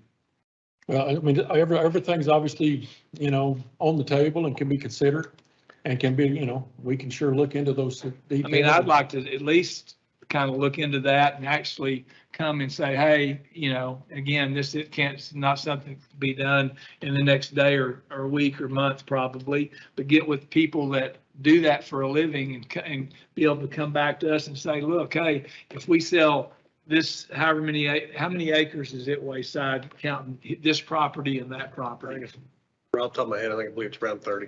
30, we got another 30 acres over there, 5 in front of Chisholm Trail. So we got 65, 70 acres of land that could be developed. How much can that raise in 30 years? Is that enough to add to the 60 million that we're short on Wayside to get it built somewhere? I mean, I don't know. If our bonds aren't going to pass, which the last one didn't, I mean, we're going to have to figure out something. I'd like to kind of know, not just, you know, well, we'll look at it eventually. I'd like to know in the near future kind of how much money we could raise in the 30-year period on those sections of land.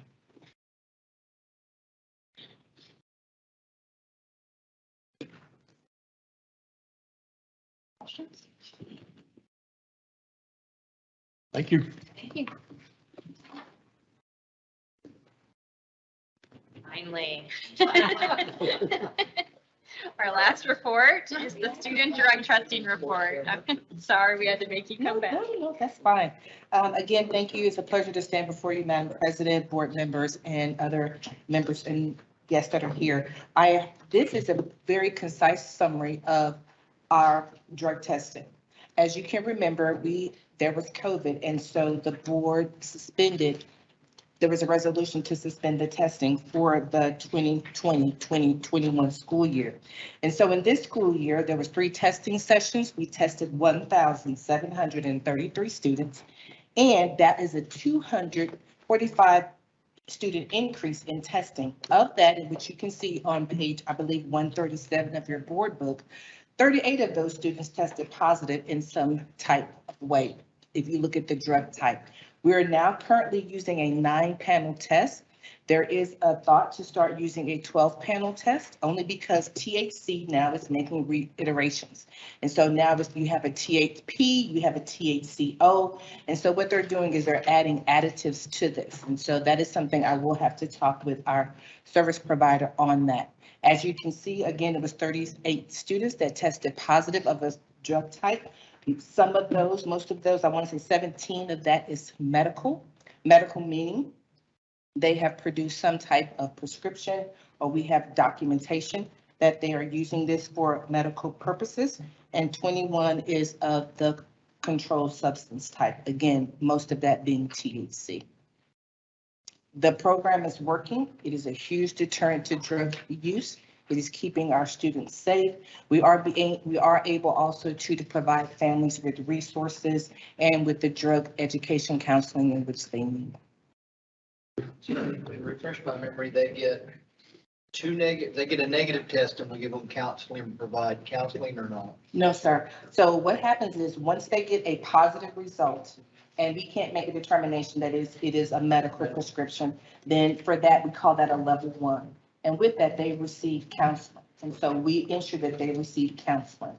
Then if it progresses, they test in the next, at that moment, they become a mandatory retester.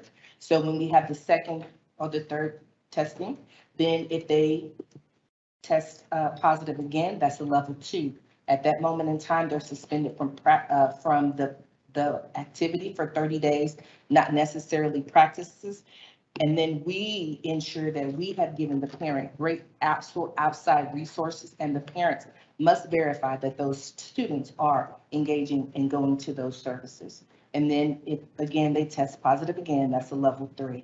And so the student at that moment in time is removed. So far, this year, we only had a few level 2s. No level 3s. No, sir, not at this time, not in this school year. Do we not test, I don't see steroids on here. Is it not part of the test here? Does it not test for steroids? No, sir. I would Not think this that, one. I would think that would be the drug of choice for school age kids, but we don't test for that at all. Not in this 9-panel test, no, sir, we don't. In other panels, do we? I mean, do we test for steroids at all? Like, No. No. we don't, okay. One other thing. Yes, I sir. noticed Wayside 208 versus Highland Middle School 95. I was just surprised that they were more than double. How does this random testing work? Or how's, do you mind explaining that? I can speak to that. Unfortunately, Highland had a little bit of a glitch in the number and the students in which they submitted. And so they quickly rectified that and changed that. That was kind of like a campus error on their part. Okay. Because it's fine arts, athletics, right, at this point, the potential rule of test, any extracurricular. Mm-hmm. There could be swimming, choir, athletics. Mm-hmm. Debate. Yes.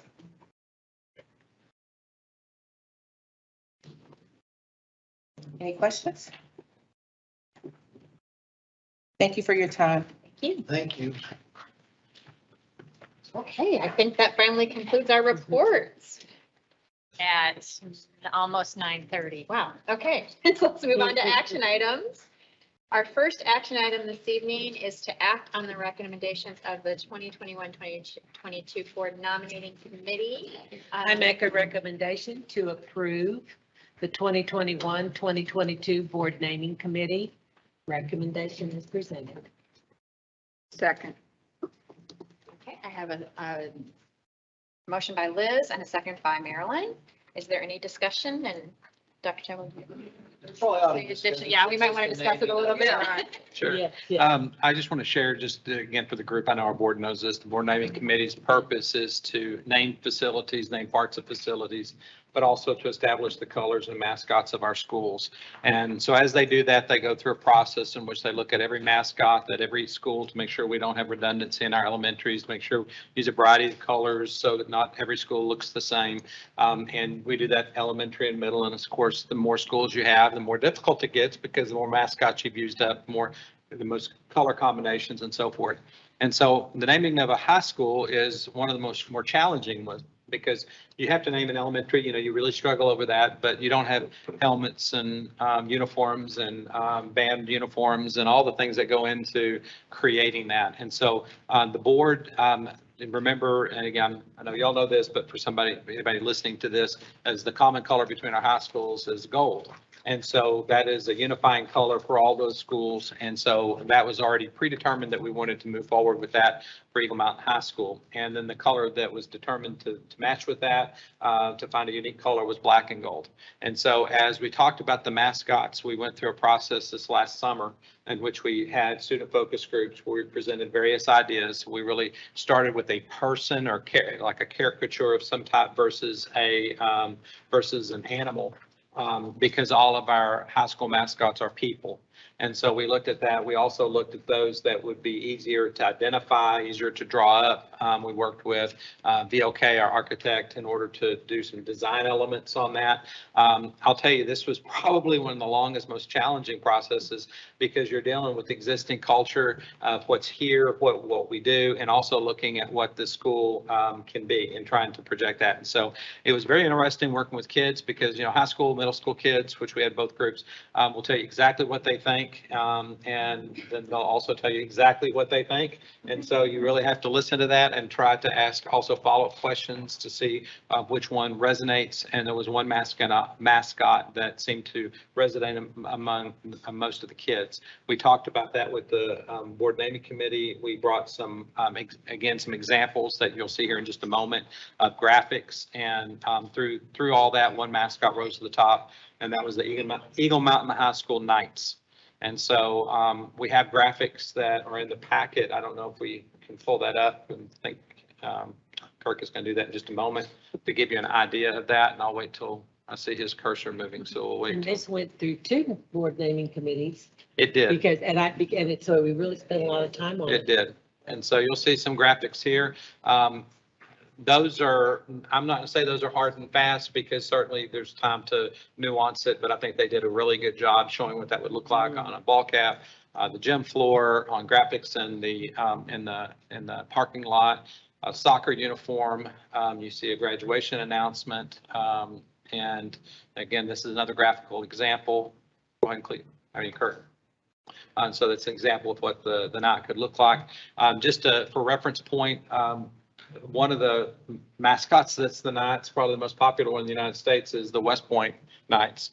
They're the Black Knights. This would be just the Knights, but they have black and gold as their colors. And so it really wasn't too terribly difficult to find a lot of graphical examples that use that. And so there's, again, a lot of different patterns and things that were put into that. And we felt like that this would be something that we should consider, and the board naming committee, 2 different committees looked at it, and I'll stop there just to see if there's anything that any of the members want to comment on. Is this a replica of the? It's unique. Okay. It's unique. Okay. So we would own this as a trademark. Trademark? Do I say it right? We would have to trademark it. We would have to trademark it, but it is unique in the design.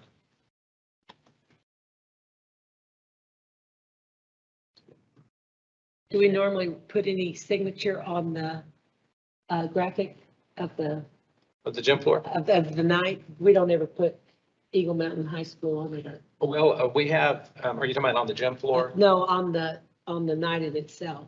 Do we ever do that on top? We could. Oh, absolutely. These are just examples of it. Okay. Megan, anything you want to say about it? Because you may point out some things that I did not. Sure. These are just iterations of how the different pieces of the mascot logo could be used in different forms. So it's designed so that you have one that has like the knight, the image of the knight with the name Eagle Mountain High School next to it. That would be like a formal logo, if you will. But if there may be certain references where just the face of the knight or the head of the knight would be the best use of that particular piece. So it's designed so it's all together, but it can be taken apart in pieces for whatever use needs to be done. So it gives it that flexibility and that versatility that it needs, and the longevity that it needs to be able to span across, all of the future years to come.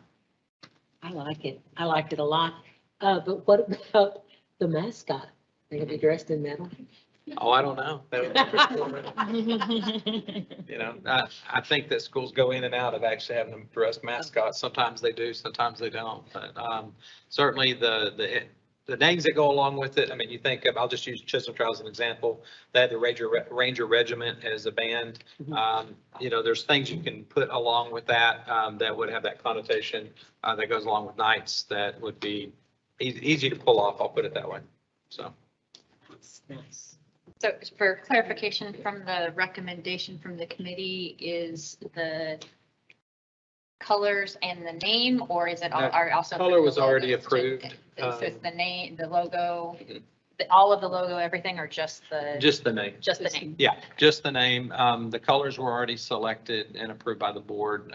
The mascot itself, we're not asking y'all to approve these designs. It's more just the mascot. And then if y'all have input on the designs, the things that y'all would like to see, I'll take the helmet, for example. I like that, but somebody else may look at that and go, I'd like a different font on the EM. I think it would look different this way. If you look at the graduation announcement there, you see the EM and you have the sword going through it. There's also another version with no sword in it. That one looked pretty neat on the soccer uniform you see up there. And that seemed to play real well when people saw that. They thought that looked really strong. One of the elements that the kids wanted is they wanted something that was, quote, fierce. That word kept coming up again and again. They wanted something that looked tough and strong, not something that looked comical, you know. So that was something they really reacted to when we presented. How many mascots we present to them? Over 10 or so, something like that. 10, dozen, something. Yeah, there was a dozen, at least in names, but there were about 10 that actually had graphical examples, and they really resonated towards the ones that had really strong imagery. That was a big deal. Whether it was middle or high school, they kind of said the same thing.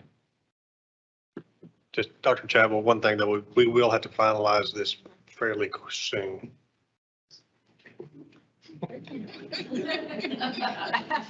I wasn't clear, that's why I asked the question. I think the point on the imagery is that we're very close, unless there's something in here that we just really need to go back and retool based on your feedback. So we can certainly make some tweaks and modifications, but I think we're very close for CLEAT's purposes on an image there. And so that's kind of what I would add to that. You know, we've always talked about every kid wants their uniforms to be black, and then when your colors are black and gold, if you see it, they're fairly monochromatic. They're awesome as you see the imagery. They do have a challenging point too, because you don't have any flash of color. So that has to be done with other things. We still have, you see the example of the girl in the middle at the bottom. She's wearing white, so white is another color. You can see off color yellow. So we have some other things that can kind of go along with it. But gold is a challenge, as y'all know, depending on what light you see. It looks different sometimes. You realize our neutral color was black whenever we went anywhere, you know, so that the board could wear black, so it wouldn't be partial to Boswell or Saginaw or whatever. So Or gold, if they all have gold. Yeah. We're gonna get a lot of gold shirts. Yeah, we're gonna be tossing our black We shirts. pick all colors. Yeah, we pick all colors and mascots. Y'all had recommended all of them. I mean, but does each school, I know they have their colors, but then do they have little secondary, like you say, the white with the? In the past, the high schools have, the middle schools have not. I don't believe the middle schools have, and the elementaries have not. The high schools did in the last, but all three did. When we got up to this point, we used the focus group idea to really bring things to the top, because it narrowed, I mean, you start narrowing a lot what other options you have. Well, if you remember in the past, the first class at Saginaw and the first class at Chisholm Trail selected the mascot. Right. We let them nominate. We picked 3 that the board could live with, and then we let the kids vote. So I used a focus group instead this time, and this is the one the focus group is picked as the Knights, but I don't ever remember us having to approve the logo. That's just something y'all did. I was just clarifying because you talked about it and it says as presented, so we're Okay. just gonna clarify Yeah, that yeah, what we're it's just approving the- tonight is just the. Just the mascot name, I would think. Everything else would be up to.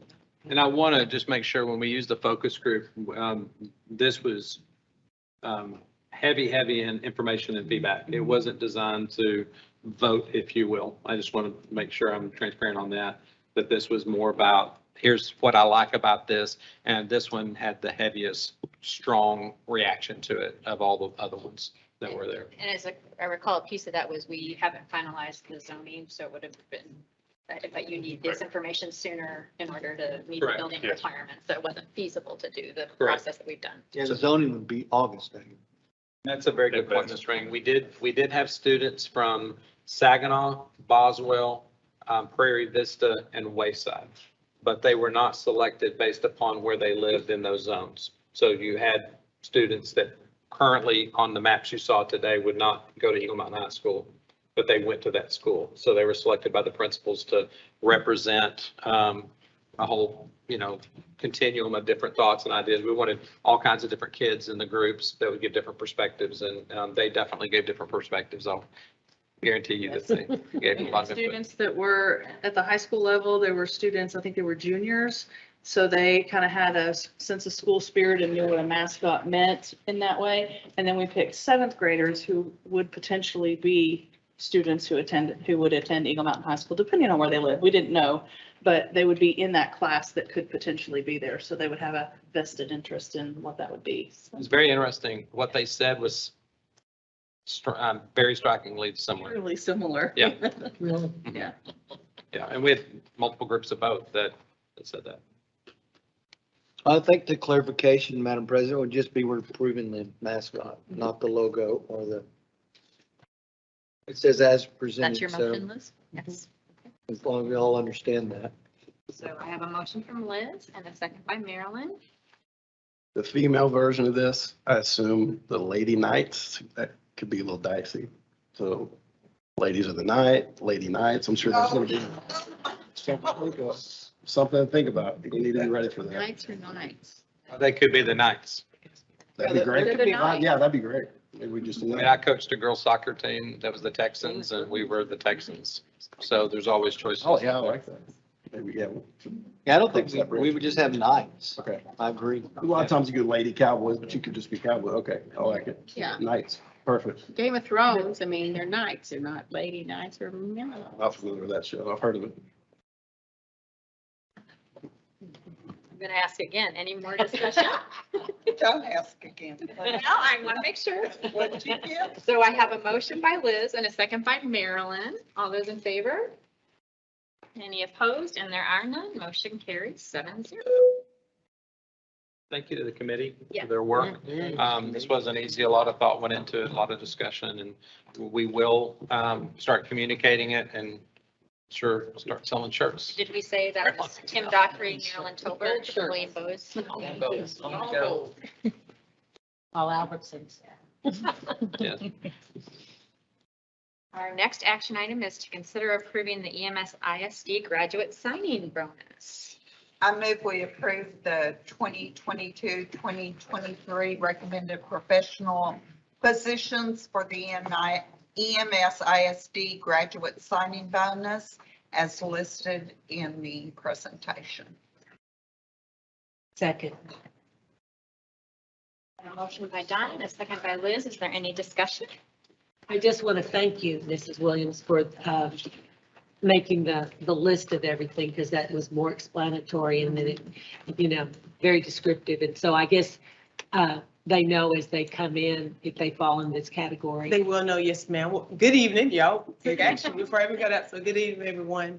Yes, ma'am. And so it wasn't just me, that was a team effort to get that information to you all. So we will make sure now that it looks like it has been approved, that as we are meeting with colleges and universities throughout the year, that we are updating them as well, that it's not only for teachers, that it will be expanded to that list that we provided this evening. Ms. Williams, as y'all look at the list, this was aimed towards non-administrative campus-based positions. And so the only positions you see that aren't on there would be the principal and assistant principal. If that was the desire, then certainly that could be considered. We just pull that off of that. But we try to include every position. Everybody's looked at this list 100 times. It's possible there'll be a new position in the future that doesn't have a name yet that under the spirit of this, we would include. I mean, couldn't you just say any one that's hired in the professional role? I mean, without having to list every single. I mean, to me, does that not cover it all? And then you never leave one out. Right. I mean, we certainly could do that. And I mean, we wanted to give you all examples. We can actually communicate it that way to everybody, put it in our regulation that way, so that carries on. We just wanted to give you all an idea of what positions it would I include. mean, I don't want anybody to ever get left out. So if you create a new spot, then you have to bring this back to us.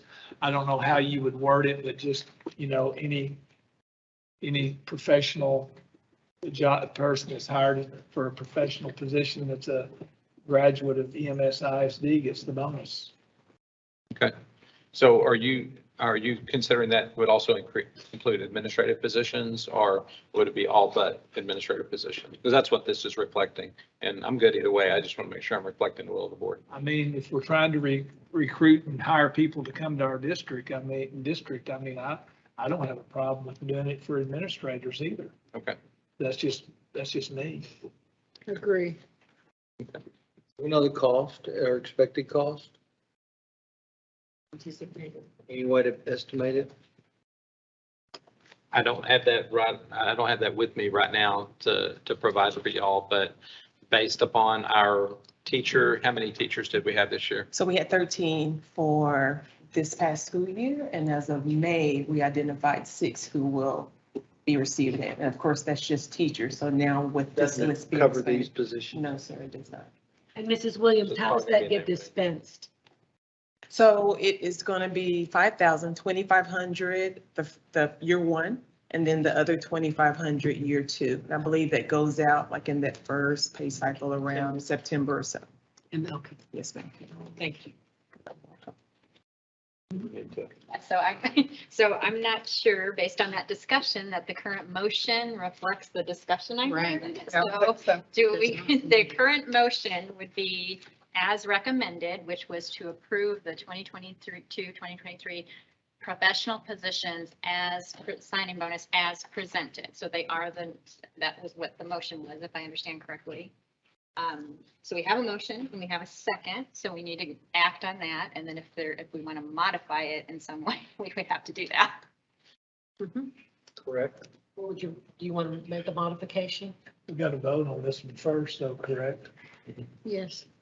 So if you vote it down, you can come back and make another recommendation. Correct. Okay, so all those in favor? And any opposed? 5, so motion does not carry. 2, 5. And then I would entertain a different motion. I'll make a motion to consider approving the stipend signing bonus for any EMS ISD graduate that comes back for a professional job within our district. So one clarification question, Mr. Daughtry. If someone's currently an employee and is moving into another position, we are saying that wouldn't count those. Okay, just want to make sure. New hire. New hire. And maybe we need to put that in, yeah, that needs to be put in. Yeah, It'll be a part of the record. We'll make it in the So I minute. need to make that as far as coming in, it's a new hire. To start all over, with your motion. To make Okay. it over there. And then you'll probably have to get it off. And that's fine, you didn't have a second, so you can. Okay. Okay. I make a motion to make all new hires to EMS ISD that are graduates of Eagle Mountain Saginaw ISD to be eligible for the signing bonus of $5,000 In a professional position. in a professional position. Do we need to talk about it being how we're dispensing it over a 2-year period? Does that need to be in there also? I don't think so, because we're adding to an existing. Okay. So I have a motion by Tim. Do I have a second? And a second by Marilyn. Is there any further discussion? And then all those in favor?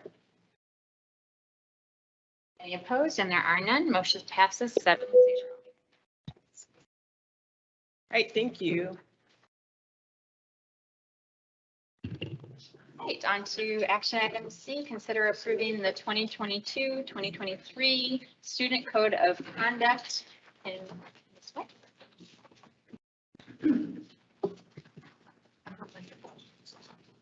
Good evening.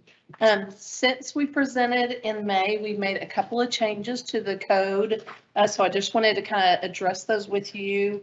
On your page 172 of the board book, we did take out the leave campus immediately after dismissal, just after the discussion from the last meeting. And then on page 174 of your book, we created a different definition for the commit blackmail or extortion. So to be a little bit more clarifying there.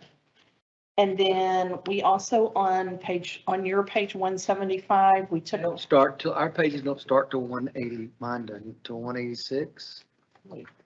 No. Sorry. Look on your hard copy. Look on my hard copy. Yeah. I tried. I'm sorry, go ahead. That's okay. Bye. And then on, No, mine is, I have it. did you have the right pages? Okay.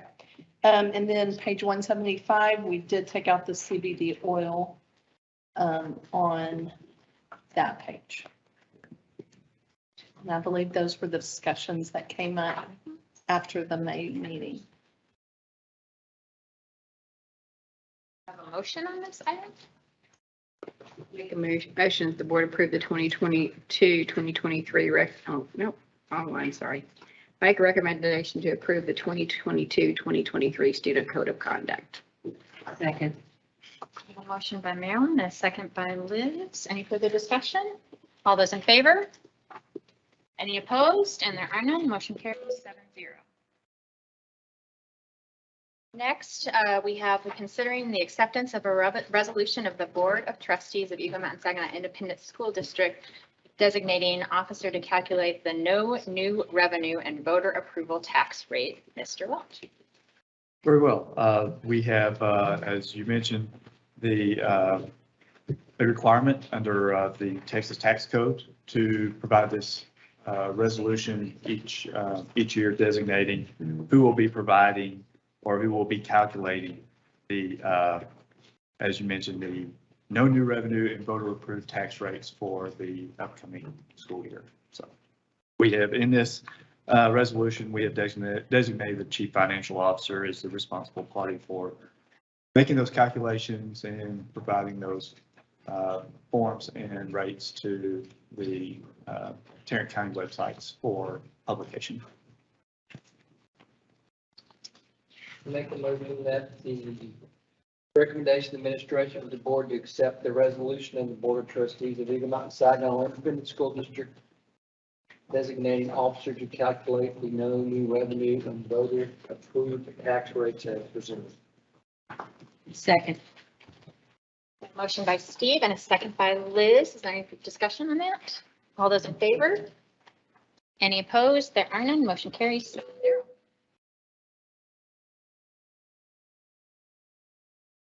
Next, we need to consider acceptance of a donation of picnic tables to Willow Creek Elementary from the Willow Creek Elementary PTA. Mr. Welch. I make a motion to accept the donation of 8 picnic tables from Willow Creek Elementary PTA for use at Willow Creek Elementary. Donna? You? No, that was me. Oh, Marilyn. I have a motion by Tim and a second by Marilyn. Is there any discussion? Is there any representatives here from the PTA tonight? Yeah, but I would like to say that, you know, all of our PTAs, and I know there's a lot of people out here that participate in that, they just really turn those funds that they earn back into our schools, and it all goes back to the kids. So we're so appreciative of all of our PTAs and PTOs and what you do for our schools. Absolutely. Awesome. All those in favor? Any opposed? There are none. Motion carries 7-0. And next, we're going to consider the acceptance of a donation of a piano to Saginaw High School from Larry Rodriguez. Mr. Welch again. Again, we have a donation. This is a piano that Mr. Rodriguez is wants to provide to the Saginaw High School choir ensemble, and it has been looked at. It's great condition. We really appreciate the support, and our Fine Arts Department will assist in getting that piano moved and located within the campus. And so we are very appreciative and would recommend the board's approval of this item. I move to accept the donation of a Viscount Concerto 3000 keyboard piano to Saginaw High School for use within the choir ensemble room from Larry Rodriguez. Second. A motion by Liz, a second by Marilyn. Any discussion? All those in favor? Oh, did you have something? All those in favor? Any opposed? There are none. Motion carries 7-0. Next, we have consider approving the EMS ISD school trustee as a Region 11 nominee for the TASB Board of Directors. Dr. Chadwell? I make a motion to nominate Stephen G. Newcomb, trustee, Eagle Mountain Saginaw ISD for the Region 11 Position D seat on the TASB Board of Directors. Second. I have a motion by Tim and a second by Marilyn. Is there any discussion? All those in favor? Any opposed? There are none. Motion carries 7-0. Thank you, Steve, for representing us. He didn't raise his hand very high. He raised it though. I said 7-0. And next, we're going to consider approving the district-wide interventionist and instructional coaches. So earlier this evening, Dr. Parker talked about a real targeted focus with Aspire, focusing on the needs of the kids. We're excited that curriculum instruction is continuing that targeted focus with some additional funds that have come in since the last board meeting. So what was really awesome about what they did is they waited till they got the funds and they aligned that work with the needs that they saw in the kids when we got some results back from test scores and have really identified a very targeted area of focus. So I'm bringing this additional staffing to really support that tier 1 instruction in the classroom in the form of interventionists and coaches with the additional funds that came in since the last board meeting. I recommend the board approve the district-wide interventionist and instructional coaches staffing proposal as presented. Second. A motion by Marilyn and a second by Donna. Is there any discussion? Seeing none, all those in favor? Any opposed? There are none. Motion carries 7-0. Thank you. Thank you. Next, consider approving bid for resale of tax foreclosure property and authorizing execution of deed for 850 South Blue Mound Road. I move to accept the proposal from Blue Ridge Industrial to purchase the tax foreclosure property at 850 South Blue Mound Road with the notation that the buyer shall pay all costs related to the sale, including the closing costs, and that the board approve the resolution approving the sale of certain real property at a delinquent tax foreclosure sale. Love a second. Second. Is that you, Tim? Yes. Okay, I have a motion by Donna and a second by Tim. All those, or is there any discussion? I'm sorry. All those in favor? Any opposed? Seeing none, that motion carries 7-0. And that is the end of our action items. So we're now to routinely monthly reports. Did anybody have any questions or comments on those? So we can review the 2022 board planning calendar, Dr. Shuttle. Yes, this is on page 285 of your packet. We will, at the next meeting, have a presentation of the 5-year financial projection and also review budget to be presented for adoption. An additional construction update. We have our annual communications report. We also have the formative appraisal conference for the superintendent. Under action items, we have the opportunity to elect a delegate and alternate to the 22 TASB delegate assembly. Set a special meeting for the superintendent appraisal contract. I intend to choose the same week we've chosen in the last few weeks, and I'll send you the actual date to make sure it works for everybody. Set public meeting to discuss the 22-23 budget, proposed tax rate, bids and proposal, joint election with Tarrant County, and a federal program public meeting to discuss ESSER that is required this year again, as it was last year, and then finally conduct federal programs public meeting. We have to act on the joint election, or was that just the May board, from the November board election? That's a good question. Rob, are we going to have to act on that joint election with Tarrant County in that meeting? No, we're anticipating that we will not have to. No, that would only be if we were to consider a special election, so. Okay, all right. Thank you for mentioning that, Mr. Newcomb. Any other comments or questions on that? Okay, and that'll move us to the consent agenda. And before I take a motion on that, I will bring to your attention that there was a correction to that at your spot. So if the motion could reflect that. I make a motion to approve the minutes of the Tuesday, May 17, 2022 special meeting to canvass election results and Monday, May 23rd, 2022 regular meeting. Does that also include the rest of the consent agenda? And then to approve the rest of the consent agenda. Second. I have a motion by Liz and a second by Marilyn. Any discussion? Seeing none, all those in favor? Any opposed? There are none. Motion carried 7-0. That brings us to board president's announcements. I just had a couple things. We heard about the zoning meetings today that are going to be this coming week. If you guys plan to attend those, if you'll just let Dr. Chadwell know so we can make sure we don't have a quorum there, that would be helpful. And then there's also a couple things at your places, getting ready for TASB convention in 2022, September 23rd, 25th. If you could fill this out and let us know your plans there and get that on your calendar.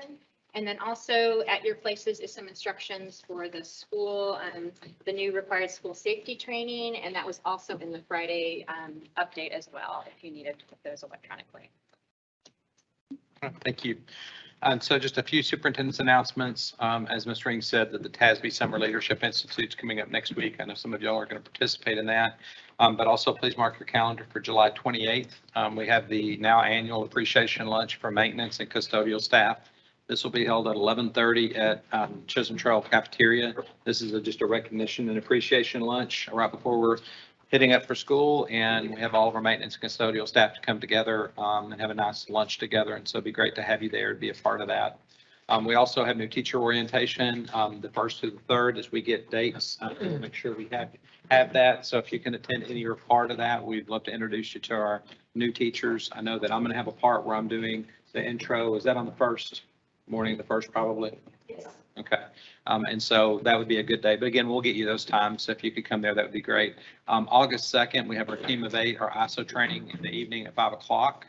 And then convocation, we have our convocation speaker, Principal L, who is going to be dynamic. He's a great national speaker. He's a practitioner. He's still a principal doing that work every day, but also happens to speak all over the country, and he'll be really, really good. And we have convocation for elementary at 10 o'clock and secondary at 2 o'clock with designated departments mixed into both of those. So a lot happening with the first day of school on the 15th. So a lot of work to do.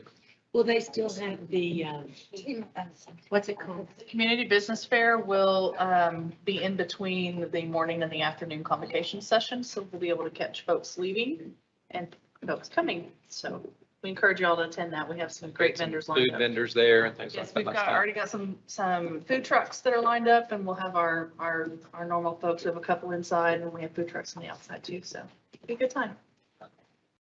That's all I have. All right. Madam President, seeing there's no further business to come before this board, we adjourn. Motion by Steve and a second by Liz. We are adjourned.